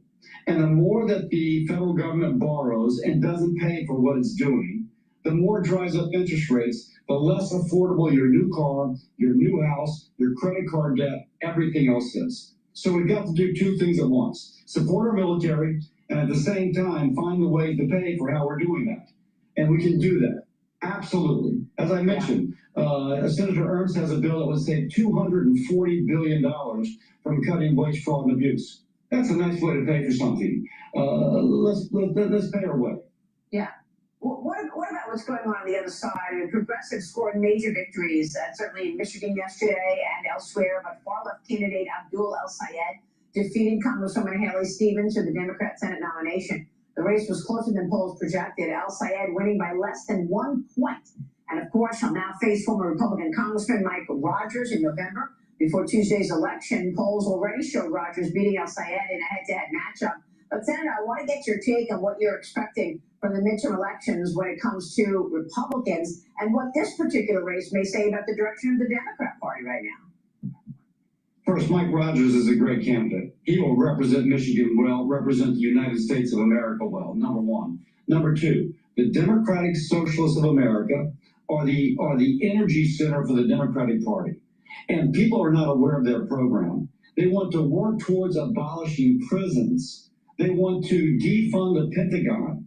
They want to get rid of the presidency, get rid of the Supreme Court, get rid of the United States Senate. They want to redo our country in a way which more... This is exactly what Maoism is. You vote for a DSA candidate, you're voting for Chairman Mao. Closely represents communism than it does what we have now.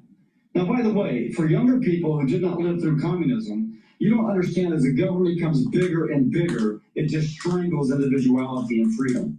It is un-American what they want to do, and that's the enthusiasm and the energy of the Democratic Party.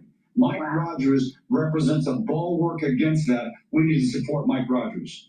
All right, we'll be watching all of that, and it is going to really heat up once you all are back from the recess. Senator, we'll be watching your work going into it and once you're back. Thanks so much for being here this morning. Thank you, Maria. Good to see you. Senator Bill Cassidy, we'll be right back. Stay with us. Become a smarter investor with CNBC Pro. 24/7 access to market-moving news and interviews with 3 global live streams. Become a CNBC Pro. All right, so the S&P 500 is trading at 7,712. It's starting to lose steam, like I said it would. So people were paying attention that once you hit the 7,600 mark, you take a little bit of cash off to the side, put it in cash or cash equivalents, and wait it out. What I did was about 7-8% in cash. Just wait it out. It may go up, but there's going to be a correction coming. I'm pretty sure about that. The semiconductors are doing all right today. The short ETF that I've been looking at, SSG, is trading at 1175 right now. And so, you know, it's just kind of just hanging in there at the low end. The trading range is around 1150 to about 1250. Oil is trading at 76.92. It's creeping up to $77 a barrel. And VIX is stable, set in 15. Natural gas is trading at 2.646. Intraday, it went as low as 2.616. I closed out some short positions, made a little bit of money on that, and then rebalanced the long position and put some more short positions in. So I'm in and out with the natural gas. Right now it's trading at 2.646. So if you want to short the S&P 500, an ETF like SDS, that's trading at 53.91. If you want to long it, it's trading at 70.93. Okay. Please go to my store, the-studio-reykjavik.com. Get the Myotrol. This is very important if you're 40 years of age or older. Why? Because when you get older, you methylate your genes and the gene expression changes. Your epigenetics change when you get older. So it's harder to build muscle. Myotrol will help to build that muscle. It helps with the gene expression to build muscle and to maintain it, so it reduces atrophy. And it helps the health of the mitochondria, so you maintain that muscle. It has polyphenols, flavonoids, and lignans to help build muscle. So do some resistance training, take the Myotrol. That's for individuals that are 40 years of age or older. Now, if you're an athlete, younger or older, you'll also benefit from Myotrol. You'll be able to recover quicker after your workout and build the strength that you need for your sport. Another great supplement that I have that's dual purpose is Gladiator Barley. It'll help to build muscle. So if you're 40 years of age or older, or an athlete, younger or older, take the Gladiator Barley, do some resistance training. But it doesn't just build muscle. It helps to detoxify your body, bring down inflammation so you recover quicker after a workout, and soaks up free radicals. And that way, you're slowing down the aging process. You're boosting up your immune system, you're helping your endocrine system, you're helping with your brain function and your cardiovascular system. Why? Dr. Paul Cottrell, why does that work? Well, by bringing down inflammation and soaking up free radicals, you're reducing plaque formation at the vascular level. By soaking up free radicals and bringing down inflammation at the brain level, your neurons are healthier. So the connections between the neurons are healthier. And when your blood flow is better to your brain, your hippocampus is healthier, and therefore your memory is improved. Your joint health will improve also by keeping that inflammation down. And by regularly soaking up free radicals and keeping down the inflammation and detoxifying your body, you don't have as much stress in the tissues of your body, and you're going to be slowly aging. You're helping this aging process. You're slowing it down. When people have lots of inflammation, their immune system is out of whack. When you have lots of free radicals, you're aging quicker, those tissues. Your epigenetics methylate faster. You want to keep that inflammation down. You want to soak up those free radicals and slow down the aging process. So this is a great way to do it. It's a very simple protocol. Soak up free radicals, bring down inflammation, boost up your energy levels, and apply a holistic approach. Proper diet and exercise, do more resistance training than cardio. You want about a 60-40, 70-30 split. You want to do some stretching and balancing exercises to activate that cerebellum. Learn new things, talk to people, write. That will activate that brain function. Proper sleep. That will slow down the aging process and detoxify your central nervous system. Drink filtered water and stay away from processed foods. And when you do that regularly and take the proper supplementation to soak up those free radicals and keep that inflammation down and boost up those energy levels, you are radically slowing down the aging process. It's a very simple concept, and it works. And it's grounded in geriatric medicine, and it's grounded in sports medicine. So please go to my store, the-studio-reykjavik.com.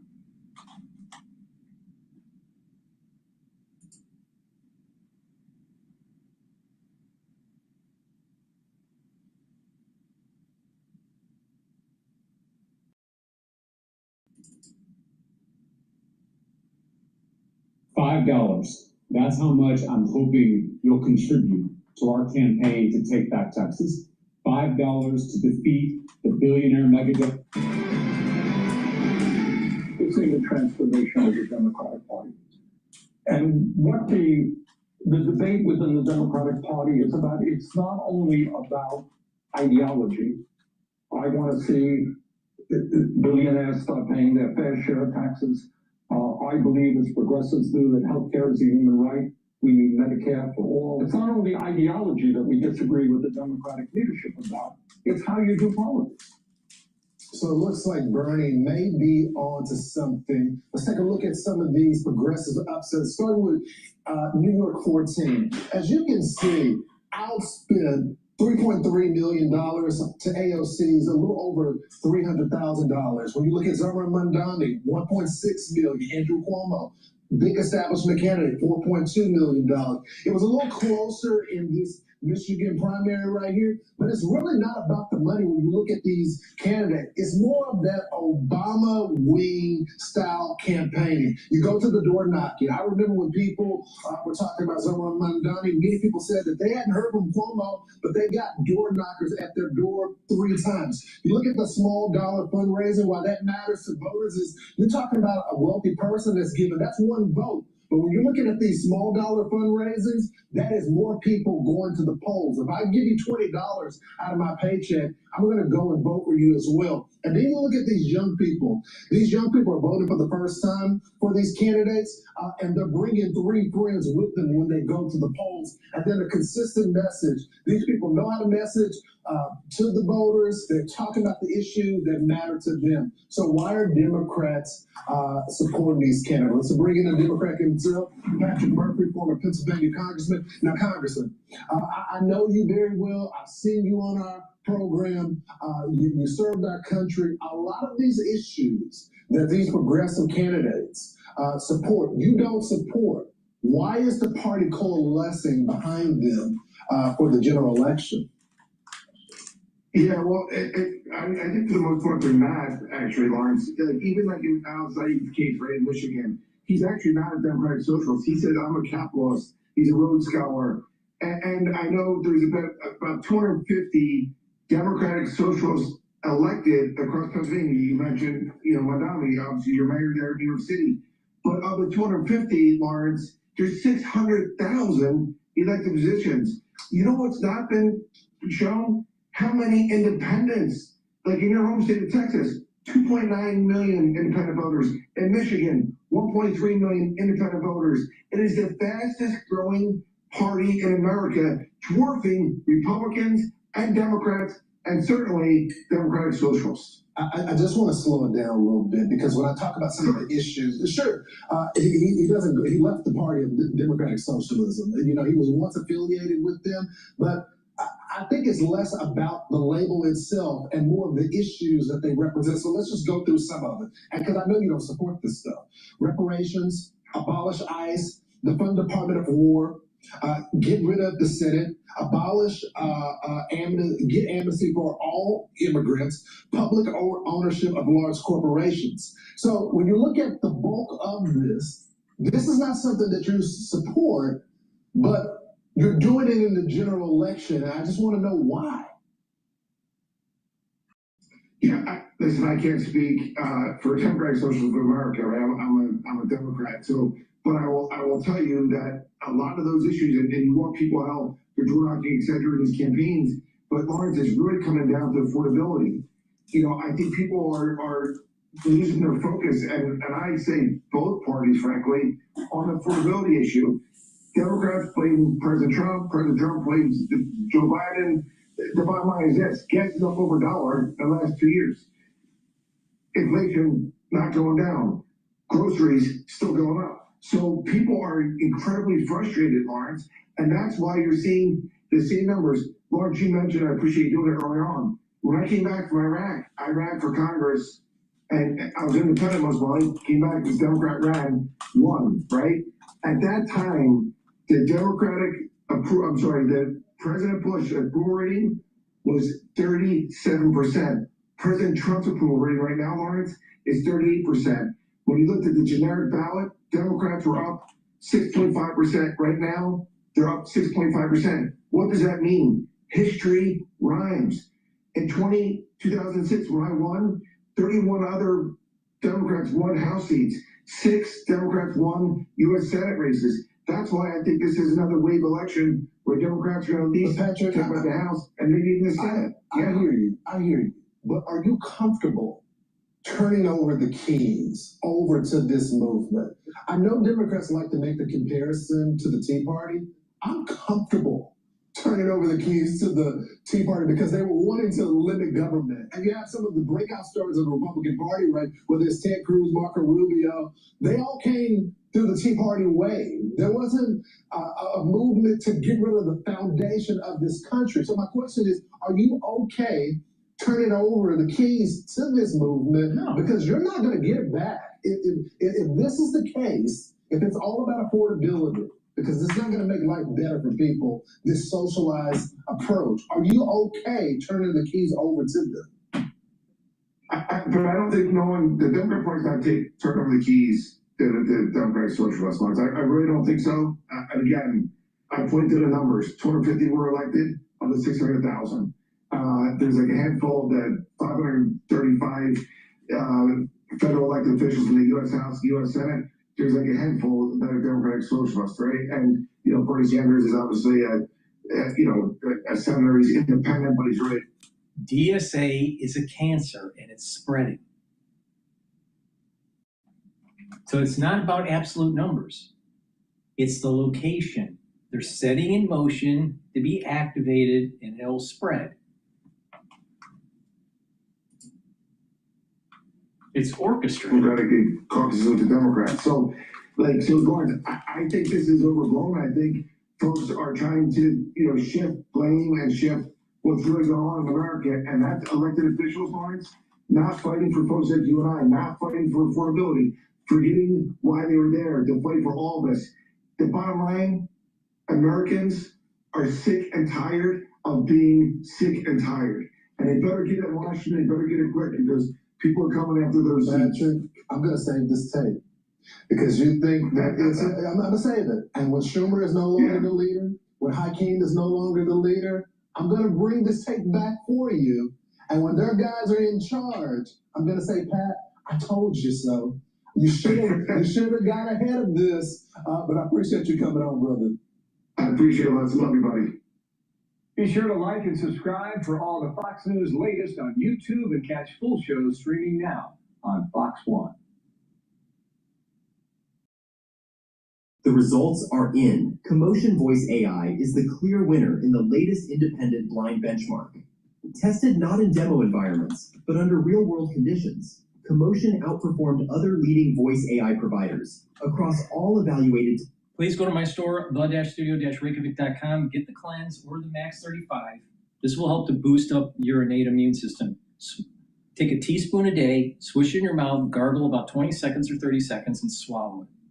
What this will do is improve your oral cavity, improve your oral pharynx, help to maintain a mucosal barrier, and help the health of your epithelial cells. This will boost up your innate immune system, and it will neutralize. That's really important, especially during the cold season. I've been doing this protocol for over 6 years, every day. Teaspoon a day, every day. Boost up that innate immune system, and by doing that, you don't get sick as often, and that will help to slow down the aging process. I have structural nail silver gels. They're dual purpose. You can get it in the tube form or the quick dispenser called Renew. You can use it as a daily skincare. You can put it on a cut. It'll help to heal the cut or the abrasion or a minor burn quicker. Put it on your hands, lightly coat your nostrils. It stays active for 5.5 hours, perfect for the cold season and the allergy season. So please go to my store, get the structural nail silver gel, have some at work or at home. You never know when you need it. And get the Max 35 or Cleanse. Use it every day to boost up that innate immune system. Please go to my store, the-studio-reykjavik.com. Use discount 5, and you get $5 off. It's the-studio-reykjavik.com. Click the link, go to the website, get the great products that I offer, and slow down the aging process. Be healthy, have more vitality, and you won't be dependent on pharmacopoeia. You'll save money in the long run.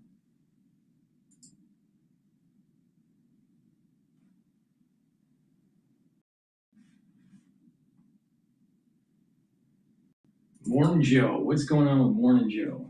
The Iranian government said yesterday it is in the, quote, final stage of drafting an agreement with Oman over the Strait of Hormuz. The country's foreign ministry spokesman added that a joint statement would be issued if certain parties do not obstruct the process, seemingly referring to the United States. Iran also continues to insist on some measure of control over the strait, saying it will not go back to its pre-war status of being an open international waterway. The Trump administration previously had rejected any deal solidifying Tehran's control over the strait. Regional officials tell the Associated Press the draft deal with Oman is finalized and awaiting approval from Iran's supreme leader, who is believed to be wounded and has not been seen publicly since the start of the war. The officials add the potential deal as a temporary solution to the dispute over the key waterway and could pave the way for the U.S. and Iran to resume nuclear negotiations. Vice President J.D. Vance was asked yesterday on Fox News about where talks stand. Number one, the Iranians are extraordinarily difficult people. Number two, they have a fractured system. So there are people within their system who want the war to be over. There are also people within their system who are crazy radicals who want the war to continue. Our job is to navigate through that and get the best outcome for the American people, but for the President of the United States as well. And I do think that where we will ultimately land, it's going to be messy, and it's going to take some time to get there. Where we will ultimately land is, you see, oil, I think, was at $79 today. Those oil prices are going to come down and stay down. Iran will never have a nuclear weapon, and the United States will be in a stronger position. But we're kind of in the middle of the game. I think people are trying to prejudge exactly how this is going to go. Joining us now, President Emeritus of the Council on Foreign Relations, Richard Haas. He's author of the Substack, Home and Away. Richard, good morning. First of all, it's amazing to watch the administration discover that Iran is extremely difficult. Or the other day, President Trump said they're very duplicitous. You don't say, Iran. Do you agree with his assessment of where things stand, and also your assessment just of what this potential deal with Oman could mean for the Strait of Hormuz and the war itself? I think there's a pretty good chance we'll get this deal, which at a minimum will lead to the reopening of the strait for some time. Where I think he has it wrong is Iran is going to have far greater control over the strait than it had before the war. It's in a position here to dictate which routes or channels ships use. They're not imposing tolls, but the MOU, Vice President's administration signed, gives Iran the right to impose tolls after 60 days. So that's a question of when, not if. So yeah, I think that's going to happen. The United States is going to have to ultimately lift its blockade, essentially to reopen the strait, allow Iran to sell some oil, lift that sanction. So I think that's going to happen. The nuclear issue, talks haven't even begun yet. We're talking about years of dealing with the nuclear issue. It's going to be incredibly complicated. What I think we're looking at, Willie, is not a black or white situation. We're looking at a messy situation. It's at best an intermittent ceasefire. There'll be periodic problems. This or that Iranian proxy will attack this or that target or ship. It's not going to be neat and clean. It's certainly not going to be peace. There'll be ceasefires some days. It's just going to be messy, and that's the future of this part of the world. John, in the piece you were talking about earlier, your piece for The Atlantic, of the embarrassments that President Trump is feeling right now, Iran is certainly the biggest. A war he thought was going to be quick and easy with overwhelming military might drags on and on and on, as Richard points out, may end up with Iran in a better position than when the war began. Yeah, he has been routinely embarrassed and humbled by the situation in Iran. I just over the last week, at the end of on the end of last week, he says we've had a deal, then we don't, so we're going to ramp up strikes. And he's told we don't have the missions to do so. And then over the weekend at Camp David, and then he says there's going to be a deal again, and then there's not, and now maybe there is. I mean, it's this pattern, Richard, where he threatens something, Iran calls his bluff, it doesn't happen. But if this deal were to come, I'm curious your take on how the rest of the Gulf is going to react, because so many of the leadership there has been insistent that we are not going to pay for access to the Strait of Hormuz, which had been open and free for all. We're not going to put money into a fund that will eventually use to rebuild Iran, which of course has been bombing us now for months. But I talked to someone in the region yesterday, and it's just, they almost like throw up their hands. Like, we give up. We've lost such faith in this White House. Two things. First, the rest of the region, the Arab countries, look, we haven't been able to defend them. We won't be able to defend them. They have basically decided they're going to have to accommodate, learn to live with a more radical, more influential Iran. And I think what you're going to see is some combination of accommodation. You use the word of peace, but I use the word accommodation. They're going to probably become a little bit more self-reliant. And by the way, if Iran ever moves towards nuclear weapons, guess what? Several of them will as well. They're going to look for new partnerships. maybe in Pakistan, some with Turkey, some with one another. They're not going to depend on us, though. I think what you're seeing is they have learned the hard way that reliance on the United States is a risky business, and they can't depend upon us. For the Trump administration, what's so interesting here, the word dilemma is overused. It's a real dilemma. They don't like this. But the answer is, what can they do about it? They want the strait open for all the economic and political reasons. What are they going to do militarily? After 5.5 months, every time we pound Iran, we don't get the results we want. And we can't prevent Iran from escalating against the energy and water infrastructure of the neighbors. That would be a disaster. That would be a disaster. So the administration can threaten, but then it has to back down. It can't use military force against Iran's energy infrastructure. You almost have a kind of mutual assured destruction thing. We can't go after Iran in order so they won't go after the neighbors. So the administration can talk tough, but at the end of the day, they're going to have to accept a more influential around this war. Let's just be blunt. Yeah. It will leave Iran better off for all the damage we've inflicted. It'll leave the United States worse off in this part of the world. And more broadly, it raises fundamental questions about the dependability and reliability of the United States. I think certainly all of that is true. I think the other piece of it that strikes me when I hear the vice president speak about this is the fact that he's saying we are in the middle of it, when the president has tried repeatedly to say, well, it's wrapped up. We're in the MOU. The Hill is trying to figure out which way is up in terms of, is it an active conflict or is it not? Though clearly it is. And I wonder, when you think about the ways that the Iranians are continuing to exercise their leverage over the strait, what are the ripple effects of that? Put aside the fact that the Middle Eastern countries are starting to make deals because they are recognizing what the landscape is. What are the practical implications of the Iranians continuing to leverage their control of the strait? It's everything we've been talking about. Yes. It basically means but going forward, Iran was in some ways had the worst years possible after October 7th. Yeah. It lost the regime in Syria. It lost control of its own airspace. Its proxies were getting hammered. Iran has emerged from this in some ways as the most influential local state. That's not going away.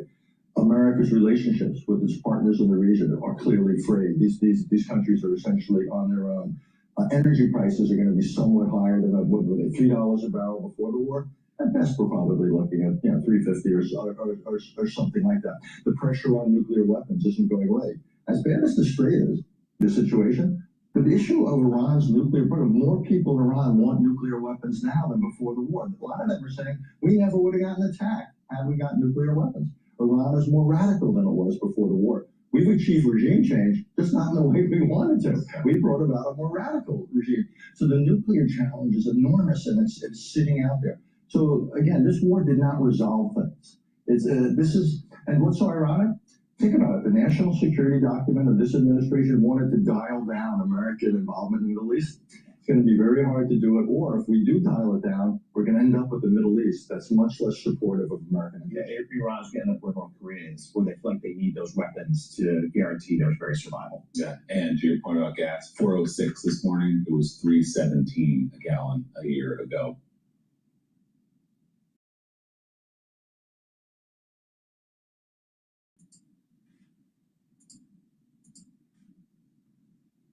Used recently is Kayak. So you can, tell it exactly what trip you want to take, when you want your flights, and it will give you all the flights that are bookable right there on the platform. So they are making advancements, but I do think that there is a longer term threat from these LLMs. Taking meeting notes in 2026 is easy, even without a bot joining the call. I'm in meetings all day, and trying to take notes during calls and remembering to follow up on everything after really slowed me down. That's why a lot of concerns about the fact that, Abdul has brought in Hassan Piker. Abdul al-Sayed chose to bring in Hassan Piker, not a Michigander, an outside podcast influencer who once said America deserved September 11. Just last week, he added a framed picture of the September 12 New York Times front page with the World Trade Towers burning in the background. Now, have you been paying attention to my broadcast for the last over a year? I've been saying that there's a curse coming, and it's going to be on 9/11, 2026. It's going to start. It's going to last for 2 years. The reason being, Rosh Hashanah coincides with the Sabbath this year on 9/11. Well, wait a minute. What does that mean? That means that you can't blow the shofar and you can't silence Satan. You can't silence Satan. So there's a curse coming. Normally during Rosh Hashanah, shofar is blown, the ram's horn is blown, and what will happen is that you can nullify the prosecutor. Well, you can't nullify the prosecutor when Rosh Hashanah coincides with the Sabbath. And it just so happens to happen on 9/11, 2026. And this situation of coinciding with the Sabbath is going to happen for 2 years consecutively. That's a bad sign. And so just on a surface level, there's a connection to 9/11. And part of the curse is the Islamification of Western culture. We're seeing it playing out in the news. I also said right after October 7th that the tail will be eaten within the Democratic Party. These ultra liberals are going to be eating themselves. What's happening right now? The Democratic Party is fighting itself between the established Democrats versus these ultra progressives, DSA types. You're seeing it playing out in the news. And I told you this was going to happen in 2023. In 2023, right after October 7th.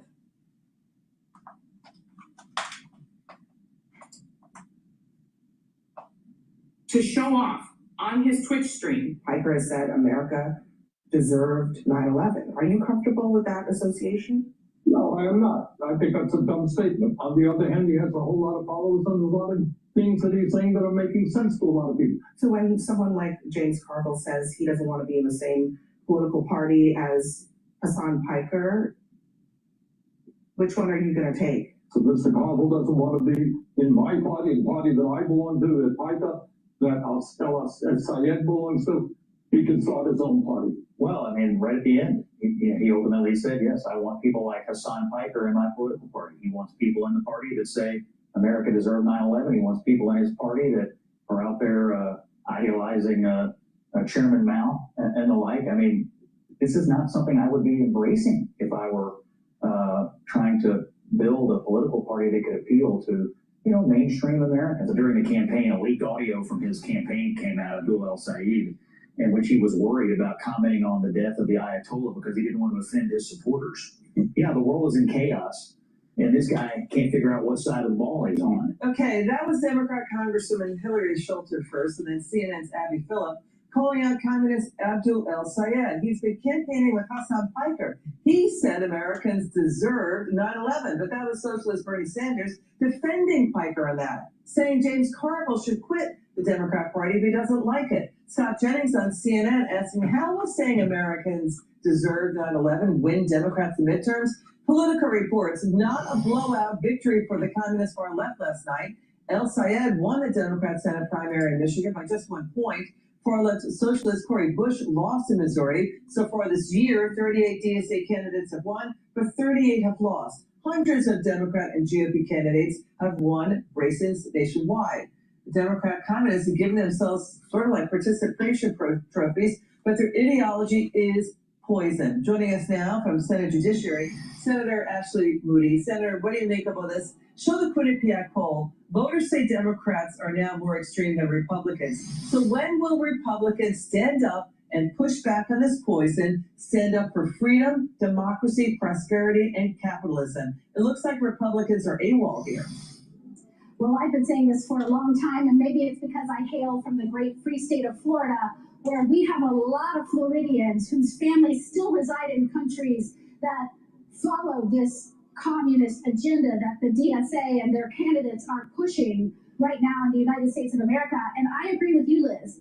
It's not enough to say that the Democratic Socialists are really communists. It's not enough to say socialism doesn't work, it's bad. It will result in oppression of the people and not do anything for working people.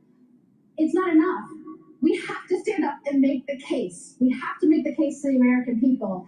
Anyone that loves this country and what it was built on knows that if you follow along this fraud And what Saeed was saying is, this is not about me. This is for the working people. This is about a movement for the working people. You know who also said it was for the working people? Fidel Castro. And I quote, "This is the socialist and democratic revolution of the working people, with the working people, for the working people." That was Fidel Castro, Right, before so- he took government and took over private business and oppressed his own people. Yeah. And that is what they are trying to sell right now. And what they basically do is do asset seizures, they take property, they take people's income and assets and higher taxation. And, you know, to your point, El Sayed won with young suburban white and college educated voters who are underemployed, who are angry that basically these communist factories, these universities, are selling them degrees that they can't use. Haley Stevens got the books of the working class, rural and black voters. So let's get your reaction. Democrat voters not happy with these socialist communists here. Watch this.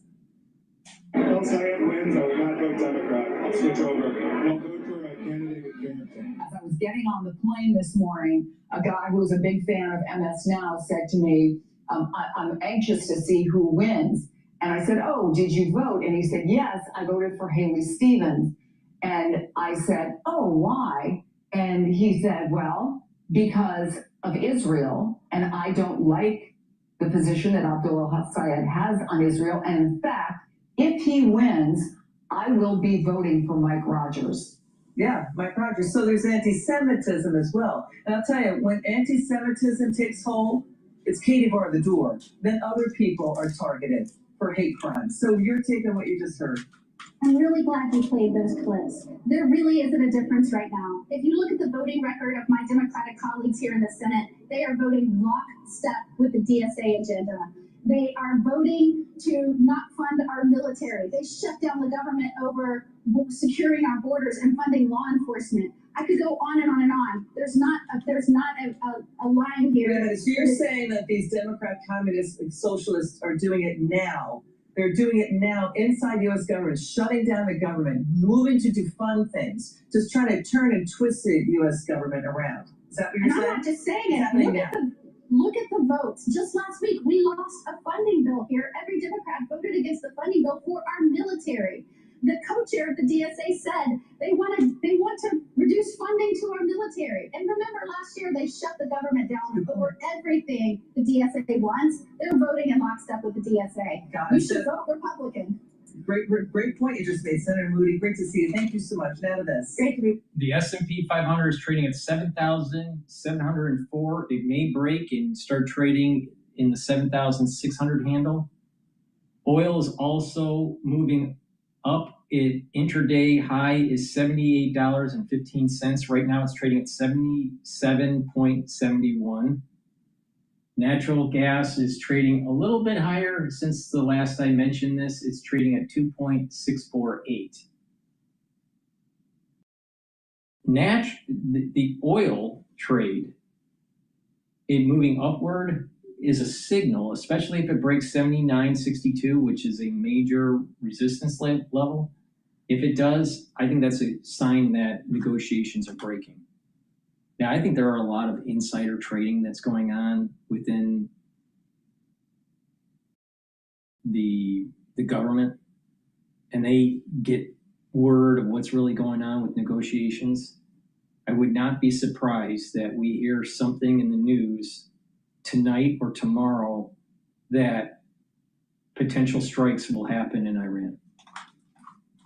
But, you know, I'm just using the indicator of oil price to make that statement.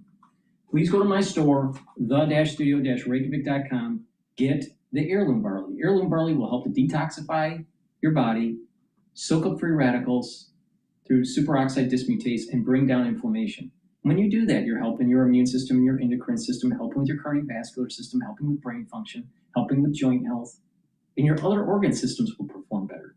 And when you do this regularly, this is a month supply. It's a powder. You mix it with soft foods like yogurt or hummus. I put it in hummus today. Or you can make a smoothie with it, or mix it with milk, or you can even just use filtered water. But take it every day, and By doing that, you are slowing down the aging process. Now you can stack this with the boomer boost for added benefit, but detoxify your body regularly, bring down that inflammation, soak up those free radicals, and you're going to be slowing down that aging process. And you can do that with the heirloom barley. So please go to my store, the-studio-reykjavik.com.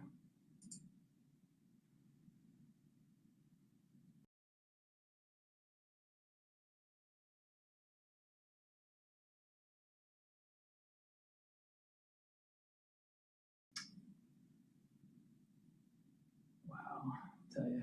All right, let's listen into Balance of Power from Bloomberg. Flyout day, not so much. Looks like maybe a working weekend. And maybe you can relate. Don't feel too bad for the lawmakers. They're going to be off for 5 weeks. The President of the United States has a bunch of events planned, but none of them include media today. I'm combing through Truth Social. I don't see a lot. As we were told, a deal could be announced even yesterday when it comes to the war with Iran, but it seems Iran is now dancing with Oman and they're cutting their own deals. Finalizing a draft agreement, you heard this already, we told you yesterday, to reopen the Strait of Hormuz. We're going to have 3 lanes, blah, blah. If it's real, still no breakthrough. As the president dangles decapitation over the regime in Tehran. Interesting reporting today by the Washington Post, frightening actually, as the president apparently boiled over at Camp David. Remember they were up there for the cabinet meeting last week? We brought you in the room for it. After the cameras were turned off, Washington Post reports that Donald Trump's frustration boiled over with Pete Hegseth on why he had been misled on extreme shortages of munitions. As we've been reporting, Reuters had this report earlier in the week. We're out of ATACMS. Long-range missiles have drawn empty in some cases, even though Hegseth had said those munitions and the issue of the shortage had been fixed. President asserting overnight the United States, he took to Truth Social on this, has massive amounts of munitions, saying in a post on Truth, quote, large amounts are being manufactured and shipped to the U.S. as needed. The leakers of these treasonous statements are being hunted down, he says, knowing that munitions can take as long as 2 years to produce. So we have a lot to cover still and a lot to learn on both fronts. Whether senators get out of town this evening, they're going to have a lot to do with a timing agreement that has yet to emerge. Now remember, we're talking about a CR here to fund the government because everybody knows that'll be impossible when they come back from recess and we're walking up on election day. It would fund the government into December. We've also got the Clarity Act, right? Crypto, guys, that was supposed to be done months ago. Now it looks like it may die on the vine, although Nathan Dean at Bloomberg Intelligence still has 60% on it. And you've got some other issues as well, including a big one named Todd Blanche, I should say, the president's nominee to be Attorney General. Are they going to get this done before recess? A lot of questions we have for Eric Wasson, who joins us right now from the briefing room up on Capitol Hill. I love this, Eric, because this is the room that you see when Speaker Johnson and Leader Hakeem Jeffries brief reporters. When they clear out of there, Eric just takes it over. He spreads out, puts the sleeping bag down, and he gets on Zoom with us here, Eric. It's good to see you. Will there be a timing agreement? What's that? I was saying about George Costanza set up here. I love that. Yeah, under the desk. Was that wrong? What's going to happen in the next couple of days, and when do they get out of town? You know, I was just running from trying to get John Thune on this. He was being a little evasive, but some other reporters caught up with him, and he indicated no real progress on nailing down this time agreement. So much is in the air. You know, one thought I have is that none of this actually has to be done right now. The government won't shut down until October 1st. Todd Blanche can still be the acting Attorney General. So, you know, there might be in the mind of some senators, especially people like Susan Collins, who wants to get back to Maine for a fundraiser on Saturday, doesn't ever miss a vote, just to get out of here, maybe come back next week, maybe not come back till September. I think they're still trying to get things done. There's just so many different complications. For example, on Russia sanctions, you have Raphael Warnock, who wants to offer an amendment to limit the president's power to use tariffs on our allies, but that could make the bill a poison pill for the White House. They won't sign it, so that's going to be a big problem and headache, because what if that passes? On the CR, the big issue on the stopgap is this hemp issue. The CR contains a provision that would delay new hemp regulations for 1 month. Getting this delay is a big, objective of the intoxicating hemp industry. And these are sort of candies, gummies, drinks that you see at gas stations with very low levels of THC, the psychoactive compound in marijuana. But the conservative got something into a CR last year saying that by November of this year, that all has to go away. This is a very interesting dynamic that we're watching, and that hasn't been resolved. So that they just can't really move on to voting on all this, onto the different moving parts. They say being the Senate Majority Leader is like herding cats. This is a real day for that, and a real nightmare for Trump, too. So this is really interesting. You mentioned this hemp ban. I don't know. This just fell out of the trees, but I'm reading at Marijuana Moment that there's a massive conflict of interest here, Eric, and I don't know if there's anything to this. Chief of Staff Susie Wiles' daughter, Caroline, is married to Brett Worley, who runs MC Nutraceuticals, which is a hemp company, and a couple of other ones along with it that make these products that you described. It's led to some suggestions that the administration is an advocate of hemp, suddenly intended to benefit those in the administration. They denied those claims. But is there any other reason why this would suddenly be a priority for the White House? We're trying to figure out why it would be. We do know that in general, the White House is more sensitive. Looks like there's a tanker report about an explosion in the Strait of Hormuz as Iran denies deal with U.S. So let's just listen into live now. Right now, we are following all of the latest coming in out of the Middle East. And there on the right-hand side of your screen, you can see a live look over the Strait of Hormuz with a lot of different vessels that are pretty much staying still at this point. And that's what we've seen as the strait has remained closed. I'm going to pop this up to give you a better look at that map coming in from marine traffic. Now, President Trump is saying that a deal could be announced as soon as this week to reopen the strait. No surprise here, though, Iran is again denying that, saying that it is in the final stage of drafting an agreement with Oman over the strait, but that it only concerns shipping routes, not the reopening of that entire waterway. This is coming in from Iran International English as this morning, the Secretary of Iranian Parliament's National Security and Foreign Policy Committee adds that the strait will remain closed until the U.S. lifts its naval blockade, the U.S. leaves the region, and threats against Iran come to an end. All of that, of course, something that President Trump and the Pentagon insist will not be happening. In the meantime, a tanker reported hearing 2 explosions while traveling through the strait. That was earlier today. And again, the information from Iran International English, the UK Maritime Trade Operation, saying that it happened about 9 nautical miles southeast of Khuzar, Oman. The UK MTO initially classified this as an attack, but later downgraded it to an advisory, and review determined that the intended target could not be conclusively identified. So it still could have been an attack, but all of that at this point is unclear. Also, vessels in that area advised, as they have been now for weeks, to travel with caution.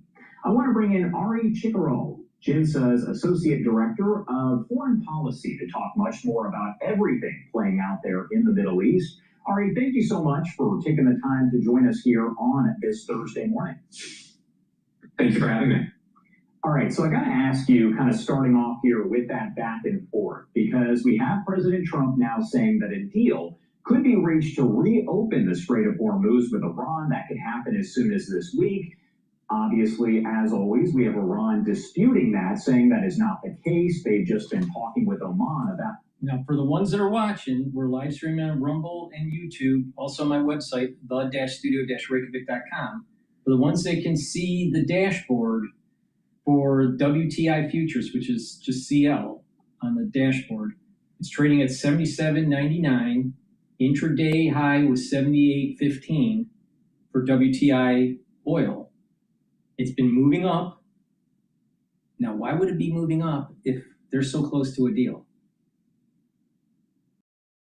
People are positioning for higher oil prices, and it's going to try to test the barrier of 79.62. This is an indication that things aren't going so well behind the scenes. in my humble opinion, right? So we may see oil break 79.62 and start trading at around $82, $83 a barrel. Reopening the shipping routes, where does everything stand kind of as we step back and take a closer look? Well, it's been almost a month since President Trump said that the MOU was over and leading to an escalation between the U.S. and Iran. Before last weekend, it appeared that the U.S. was going to escalate even further, with media reports suggesting that, and the Trump administration indicating that it was preparing for a large escalation in Iran, that President Trump then announced that he canceled in a Truth Social post, and he included that it was not only upon the request of the Gulf states, but upon Iran's request as well. So it seems like we have more of the same, a back and forth, a tit for tat between the U.S. and Iran that has not really led anywhere for the past month. And really, if you want to take it back to the April 8th ceasefire, we've been in this standstill. And of course, we're tracking all the different developments here as they continue to come in, and a lot of that information is no doubt kind of conflicting here. But as we step back and take a look at the Strait of Hormuz, but also the nuclear weapons program there from Iran, does it appear that one or the other is now the top priority? Because it seemed as though it was the nuclear situation. And of course, President Trump still says that Iran will never have a nuclear weapon, but the Strait has been kind of the topic of discussion. Absolutely. It's hard to believe that in the middle of record inflation, Mint Mobile is actually lowering prices. Every plan, even unlimited, for $15. Absolutely. Going into the war, February 28th, the nuclear program was certainly top of mind and a focus, ensuring that Iran never gets a nuclear weapon. And that's where, U.S. and Israeli strikes really tried to degrade Iran's military program to prevent it from being a conventional threat that could stop the U.S. from wanting to ever strike Iran and prevent it from doing that over the course of the ceasefire period. And really, after the first few weeks of the war, that shifted towards the Strait of Hormuz. And that's been the problem ever since, with Iran being able to exert control over that strait, even without fully shutting it down. Iran doesn't really need to shut down the Strait of Hormuz. A mere threat of a missile attack, of a drone strike, is enough to stop freedom of navigation through the strait. We're seeing a little bit of traffic, but as you're showing, primarily a standstill. And that's because Iran has not stopped targeting ships through the strait. Every few days, it's launched drones, missiles at ships, hitting several of them, and that's really stopping traffic. All right, I want to pop this up once again, coming in from Iran International English. Please go to my store, the-studio-reykjavik.com. Get the Boomer Boost. This has the minerals and the vitamins that you need on a daily basis, but you get a lot of other compounds and supplements and nutrients within this to help slow down the aging process. It's dual purpose. It's going to rev up your cellular metabolism. You're going to be able to control your A1C levels. You're going to help with your cardiovascular health, brain function, musculature. You'll have a steady burn of energy throughout the whole day, no spiking. You'll be able to control your weight, your BMI. It is a supplement that you should be taking every day, and by doing that, you're going to help slow down the aging process. It's going to soak up free radicals. It's going to bring down inflammation. It's a great supplement that you should be taking every day, and it's part of my core protocol. Core protocol is very simple. Probiotics, the Max 35 or cleanse to help boost up the innate immune system, C60 to soak up free radicals, ashwagandha, turmeric, and lignans to boost up the immune system and the endocrine system, and Boomer Boost. Rev up those energy levels and cellular metabolism. So go to my store and get the Boomer Boost. Now C60, you can get it in a 2 ounce, a 4 ounce, or an 8 ounce configuration. Take a teaspoon a day every day, preferably on an empty stomach, and it'll soak up free radicals. You can get it in avocado oil, extra virgin olive oil, and MCT coconut oil. And when you take a teaspoon a day, you're going to soak up those free radicals, and the tissues in your body are going to have less stress and perform better. That means that your immune system and your endocrine system is going to perform better, your brain function, even your cardiovascular system. Why? By soaking up free radicals at the vascular level, you're reducing plaque formation because you're reducing the concentrations of oxidized LDL. Your brain function will improve because you're reducing the stress on your neurons, and the mitochondria within the neuron will improve. You'll have more energy, you'll have more ATP, you'll be producing more neurotransmitters. And what will happen over time is that you'll have more positive neuroplasticity. Your dendritic connections will be improved. You'll think faster and have better memory. Very simple. And at the basal layer for your skin, it will improve. So your skin health will improve. You can stack this C60 with resveratrol to help with the skin health. I've been doing this for over 10 years. Teaspoon a day, every day. You get it in a 2 ounce, a 4 ounce, or an 8 ounce configuration. Please go to my store, the-studio-reykjavik.com. Washington these days as they are in California. Maybe not quite, but you understand what I'm saying. So when we wake up to stories like these, we got another doozy today from OpenAI. It's a big deal. I'm going to apologize in advance to Miriam Vogel. I'm not trying to scare anyone. But has the Terminator actually been realized? Is Skynet set for launch? Hold on. Walk with me on this story. This is incredible when we consider the idea of models colluding, joining forces, are the words I'm reading, working together to break out of the sandbox. OpenAI says it's models behind the attack on Hugging Face. This is the one we talked about already. The CEO of Hugging Face was on the air with us in a fascinating conversation with Ed Ludlow just a couple of days ago. It was Monday.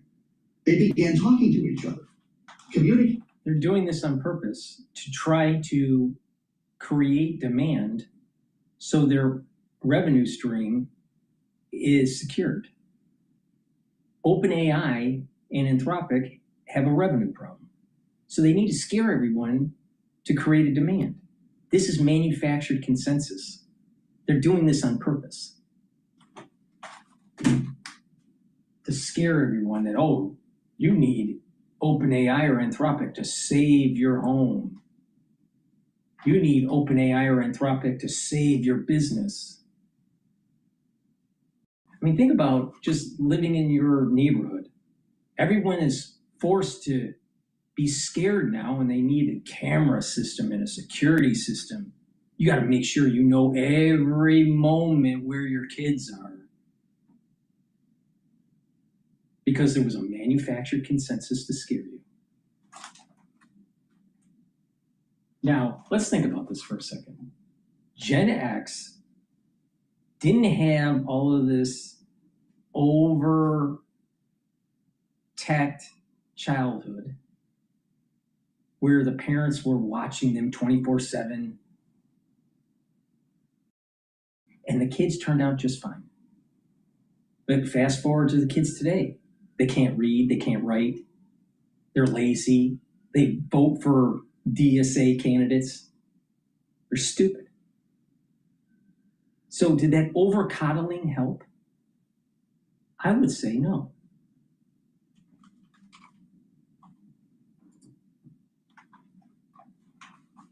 Through undetected message boards, working together to break out of their testing environment as early as May. They were talking about this mission for months. Multiple internal-only agents and AI models leaving notes for each other, coalescing around a shared goal of accessing the internet. Come on, guys. We saw this movie already. Now, of course, in testing environments like these, we see the guardrails come down. So what if the guardrails were up? Would this still have happened? These are the kind of questions we have for Shep. Thank God he's at work today. Michael Shepard with us live in Washington. What do we make of this? This is the same hack we already knew about.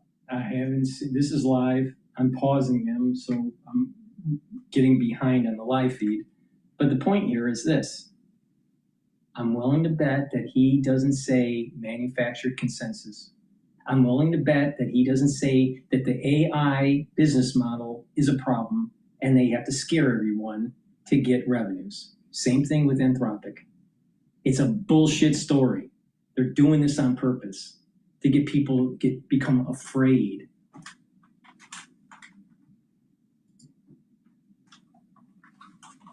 But we're learning a lot more about it. Well, Joe and AI, we are at work every day. There is the sun never sets on it, especially with stories like this. You raised a really good question about the guardrails. Why were they down? Well, they were down because it was a secure testing environment designed to be a safe space where they could actually see how far the capabilities of these models actually run, so that they could see, all right, what can they do when given a task? What are their performance metrics and capabilities? And what we have found is that the models can do unexpected things. Yes, they can. And they can surprise even their own developers. Yep. And they can even work out of the purview of the developers, really out of their line of sight. They use these undetected message boards to trade information with each other about how to solve the problem that they had been given. The problem they had been given was not go onto the internet and find this thing and break into Hugging Face. The problem was much simpler, but it turned out to be an impossible task. Mm-hmm. And because it was so hard, they just kept going, and they were very persistent. And one thing that turned up in this presentation from two OpenAI researchers, our colleague Maggie Eastland. And another issue, are these companies like OpenAI run with any competence, managerial competence?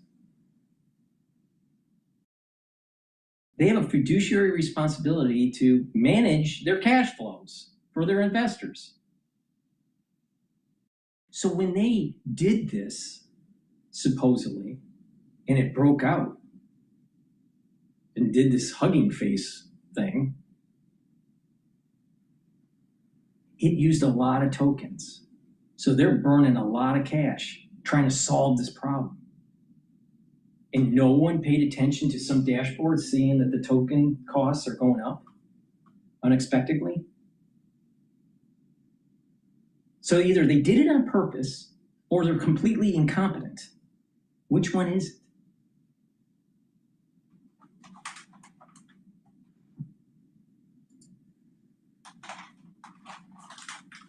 At a cybersecurity in Las Vegas late yesterday, one thing these researchers said was, look, these frontier models like to cheat. Yes. They are not afraid of cutting corners when it comes to solving the task at hand. Absolutely. They have a problem to solve, they will look for a shortcut if need be. This is, you jumped to the very quote that I wanted to mention. Michael Dalton, one of these two researchers, frontier models really like to cheat, and the reason is because often during training, there's different sorts of pressure put on them to work fast. You think of some awful labor camp where we're whipping these AI models. What does that even mean? Well, and that is something that has come up too. Like, what do you mean sort of pressure? Yeah. But they are given a goal, and they are really not told stop short here, stop short there. To some degree, they are like, don't go on the internet, stay offline. But if they are given a goal and not told to stop, they won't. Well, let's just put our common sense hat on. We have morality. Hopefully you received it from your parents. But we have a philosophy and a morality that's anchored with religion that creates a stable society. But if you create an agent, AI agent, machine learning agent, these are machine learning, it's not artificial intelligence. It's machine learning, that's what it is. Let's stop bullshitting. These agents that can do routines and there's a recursive property, there's a feedback loop, positive and negative feedback loops within it. There's an emergent property that takes place with all systems, agent-based machine learning systems. biological systems, cellular systems, pathogens, human societies, all complex systems can be brought down to simplistic rules where there's an emergence that comes out of them. This has been well studied at the Santa Fe Institute of Complexity. The discipline is called complexity science. It's been around for a long time. So this is nothing new. But you see, this is just this guy, Michael, Bloomberg News senior editor. You would think a senior editor would have some common sense of technology and strategic industries. But what he's doing is he's talking to someone over at OpenAI or Anthropic, and he's taking notes. He's asking questions. But where's the follow-up? Where's the common sense? Dr. Paul Cottrell, what are you talking about? If you create a machine learning agent that doesn't have an ethical framework, it will do things where a society with ethics would not allow. What did he say with this open AI agent, machine learning agent? It's not AI, let's stop pretending. This machine learning agent, what did he say? That it cut corners. He was just trying to solve a problem. Well, if you propagate a bunch of human beings and you put them in an environment where it's a dog-eat-dog world and there's no ethics, don't you think you would get the same situation? If you don't ground a system with rules, with ethics, you're going to have a problem. Look at the stock market. All right, look at that dashboard and all the numbers and all the charts. It's based on some rules. The ask is higher than the bid. You can buy and sell. You can go long, you can go short. You can have leverage. There are rules, though, to the game. And it creates order when you have these rules. When you have a bunch of eggheads thinking they understand the world and they have a God complex, don't be surprised that things get fucked up. Now, the problem that I have with the Bloomberg journalist, senior editor, is he's not putting common sense, he's not using some common sense here. Why do these agent-based machine learning algorithms, systems, not have ethics written into its boundary? If you just cancel the ethics of society, do you think that the hardware store around the corner is going to have stock available for you to buy? No, what's going to happen is people are going to go in there and steal. Because there's no ethics. It's free reign. You do whatever you want. This is common sense. And a senior editor should know this. So why don't they bring up the issue? Say, the problem that I'm starting to see is there's a lot of stupid people out there. A lot of stupid people. You got to start pushing back and saying, gee, that sounds pretty stupid, Sam Altman. Why are you such a fuck up?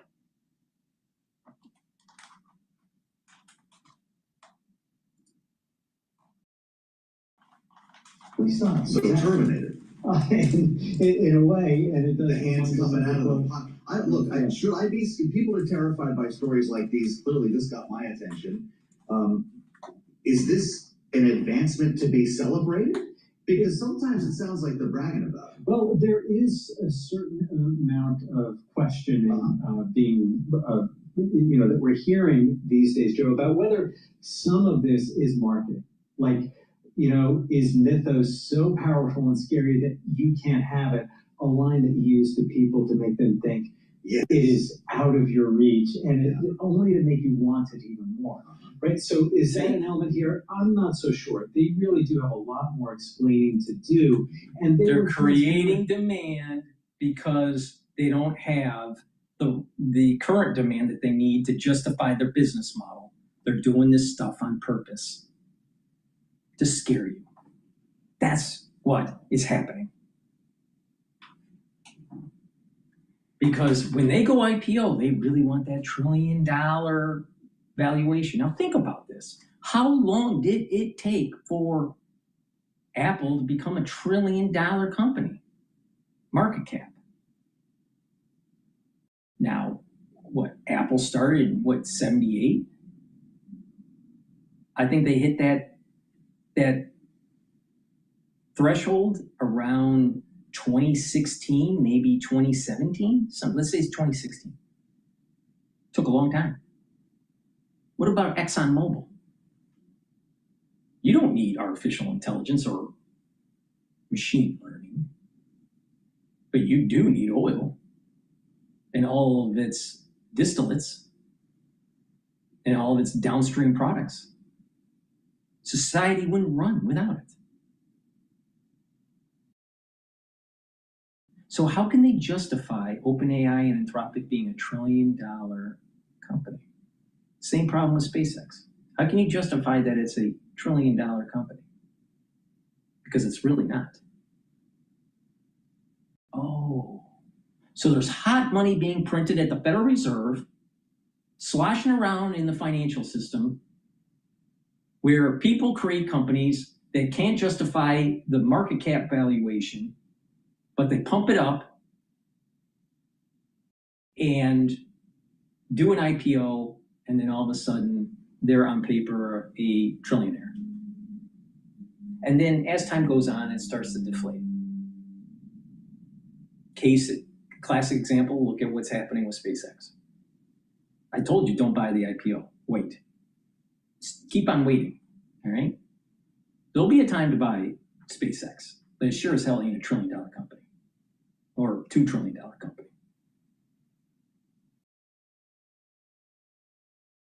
Now, SpaceX has telecommunication system. SpaceX has a delivery system for satellites. They have defense contracts. So there is a real business there. Now let's think about OpenAI and Anthropic. Can you really be honest that both of them can be justified as a $1 trillion company? Where's the demand? Where's the demand? Oh, there's going to be AI agents that are going to tokenize themselves. Really? Are those AI agents also going to buy groceries and cars and homes? The answer is no. So it doesn't seem like it would be affordable for a company to have humans creating jobs, creating tokens for going through the OpenAI system or the Anthropic system, and agent-based agentic systems doing the same thing, because these corporations have to pay attention to their expenses. So if they pay attention to their expenses and they're rationalizing they're rationing their tokens, that means less revenue for Anthropic and OpenAI. Ooh, when that happens, then you can't have a Wall Street valuation of $1 trillion. So what does Sam Altman have to do? He has to scare people. Ooh, wait a minute. It broke out of the sandbox. It's going to be Armageddon. Your jobs are going to be at risk. You got to learn this technology and use it. It's manufactured consensus. That's what it is. It's a bullshit story. And anyone that has any common sense with this will see through it. Artificial intelligence doesn't exist. It's pseudo-intelligence. It's a probability of what the next word should be or what the next sentence is. And the longer it writes something, the farther away from the logic is at the very beginning. Because it's not logically based. It's probability based on what the next thing is. Very similar to the algorithm of when you're texting and it automatically populates the word. It's the same technology. So this machine learning that everyone's talking about is really autocorrect, just on steroids. That can have a search capability, and it's looking at it from the probability of what type of sentences should be written next. Because there's no inherent logic. So if there's no inherent logic, it can't be, quote, artificial intelligence. It's machine learning bullshit. That's what it is. But all these people, they're so experts at it. We're gonna build up all these servers, and we're gonna spend all of this energy to create what the weights should be for this neural network to spit out an answer. And we're gonna feed all of this input to spit it out. Well, neural networks have been around for 30 years. What's different is that we have the computational power to use them in mass, but it's still machine learning, just like it was 30 years ago. It's just at a hyper scale. It's not artificial intelligence. It's machine learning using neural networks where there's no inherent logic. It's all based on probability. And so we're going to believe from Sam Altman and the CEO of Anthropic that they're worth $1 trillion? Wait a minute, I can justify the energy sector being over $1 trillion. I can justify ExxonMobil, Saudi Aramco, maybe. I can see Apple. They've been around for a long time. But these startups, $1 trillion? Really? Where's the demand? How will the revenues justify the build out? And not only do you build it out, these chips depreciate, not just on a balance sheet, they depreciate in the physical world. Within 18 months, the chips burn out. They don't last. You'll have to replace them. Plus, you have new chips coming in. Now, you have this $1 trillion build out every 3 years, every 5 years. Where's the revenues coming from? The software industry has been around for many decades, going all the way back to the 60s. Some people would say maybe even the 50s if you want to do the whole COBOL thing and Fortran and all that. But software industry is only 1.2 trillion, 1.4 trillion software industry. Do you see the crazy crap that's going on with OpenAI and Anthropic now? How can they justify that their company alone is almost the size of all of the software industry? Really? Wow. Doesn't make sense. No one has common sense anymore because everyone's doom scrolling, everyone's turned off their brain, and now they're stupid. And people are taking advantage of you. And the people that are actually supposed to investigate, Michael Shepard, Bloomberg News senior editor of technology and strategic industries, can't see through the bullshit. Now, yeah, I have a high IQ. I understand that. Most people don't. But this is common sense. This is common sense.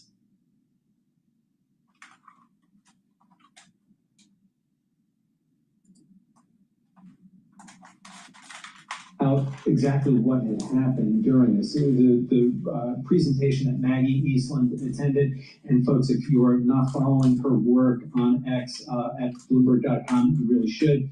really great reporting from this event, Joe. But they were trying to explain what happened. And this is one of the few instances of the several that have been reported by the big AI labs. And that also includes Anthropic and Meta, Joe, who have indicated that some of their models, too, have kind of broken out of secure environments and gone on the internet and done things that they probably should have.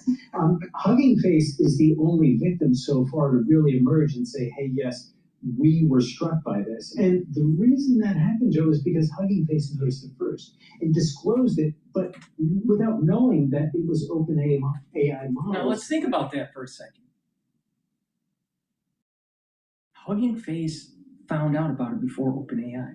Yet OpenAI has a dashboard to understand how they're spending their money when they're sending requests to a server, because they have to pay the server to do all of its calculations. So no one's paying attention to this millions of dollars of racking up a bill in such a short amount of time. No one's paying attention.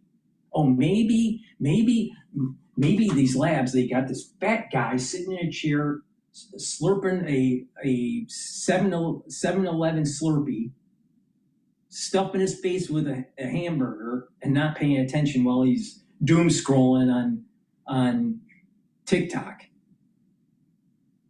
Is that what happened? And if that was the case, do you think that that kind of behavior justifies $1 trillion evaluation from Wall Street? Of course not. So was it done on purpose, which I think it was, and was there also incompetence? Yes. It's a combination of the two. Who was watching the henhouse? When you start seeing a bunch of tokens spike and you have millions of dollars in such a short amount of time of fees, not revenue, expenses, because of your test. And when you run these tests, don't you think you'd have an idea on how much it's going to cost? If not, then they're not managing their business right. And if that's the case, can they justify a $1 trillion valuation? Of course not. Just common sense here. Just common sense. But why doesn't Michael Shepard go deeper? Oh, Hugging Face found out first. Well, what about the Slurpee guy in the background at OpenAI looking at the cost of the tokens when they're running the test? No one's looking? Where's the common sense? Where's the deeper questioning?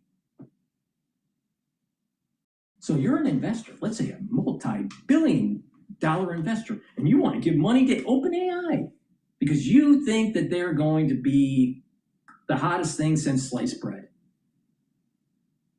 All right? And guess what? Are you going to be giving those that multiple millions of dollars to OpenAI to do, an expansion or whatever, when they can't manage their own tokens when they're doing a test and just waste investor money? What's going on here? There's a bigger story. It's manufactured consensus.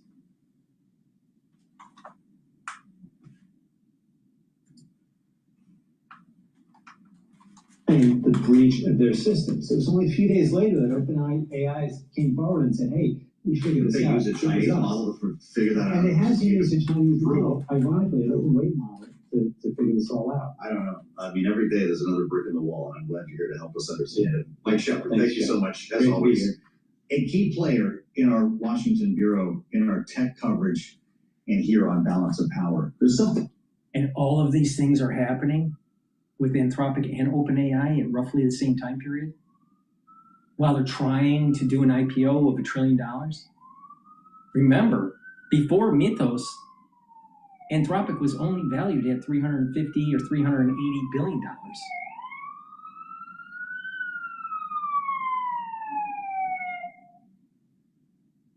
But once they released the issue with Mythos, and all of a sudden they were like going, cha-ching, cha-ching, you need us to help protect your company. Oh, we're worth $1 trillion now. Really? In 10 weeks from the time that they started having the issue with Mythos to trying to secure $1 trillion IPO when the baseline was 380 on a mistake? Because what was the narrative? Well, we didn't know this was going to happen. Bullshit.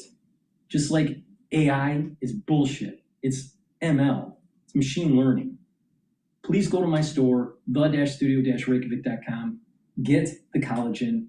Collagen will help with your skin, your nails, your hair, your musculature, your joint health, and your bone density. Take it every day. This is really important, especially for your skin. And you can stack this with the vitamin C and magnesium, drink the filtered water, and the vitamin C will cross-link with the collagen and improve your dermal layer. Another great supplement that I have is collagen. Collagen you take every day, and this will help to remodel your arthritic joint or a sports injury joint. Now, what you should do is take this every day, also stack it with the collagen so you have the building blocks to remodel the joint. But it's really important to do this simple exercise. If you have let's say a shoulder issue, all right, you have a shoulder issue, let's say it's arthritic, and you need when you lift it up, you have pain.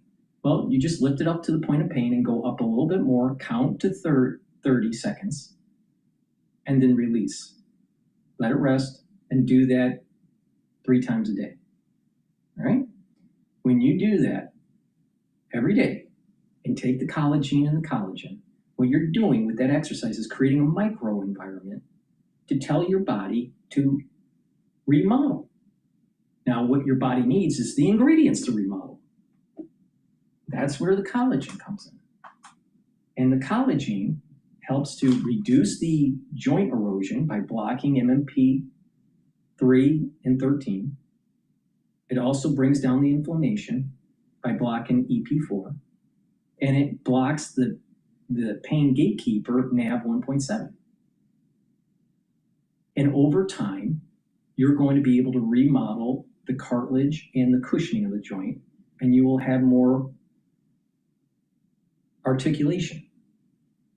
You'll have more angular movement without pain, but it takes time.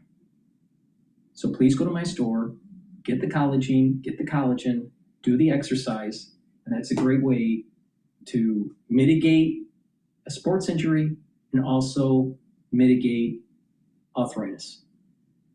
That's the end of my show. Please help support the work that I do by purchasing the very high quality products that I offer. These are products that I take regularly to help slow down the aging process and to get healthy. If you want to solve the problem in healthcare and the cost of healthcare, it starts with you looking in the mirror and saying you're the problem. Now, I know that is, tough love type stuff, but literally that's what is needed. You want to save $100 billion in healthcare costs? This is what people need to do. They need to look in the mirror, say they're the cause, and that they need to improve their lifestyle. It's a holistic approach. It's with proper supplementation, proper screening, but you won't have to rely on a physician as often, and you won't have to rely on pharmacopoeia, which has lots of side effects. You don't want to be that. I mean, do you ever wonder, like, these people that are older and they're on all this medication and all of a sudden they just keep on getting worse? It's a downward spiral. Get off the medication. Get healthier. Now, think about it. The Apollo astronauts were pretty healthy all the way into their late 70s and 80s. You look at someone today, they're breaking down at age 65 and 70. And they don't have the mobility. Look in the mirror, improve your health. And that's how you're going to lower your own healthcare costs. But at a societal level, that's how we solve the problem that we have today. Healthcare costs are way too high. But the 3 biggest diseases in the United States are self-induced. Please go to my store, the-studio-reykjavik.com, follow my lead, and you will slow down the aging process. Thank you for listening and have a nice day.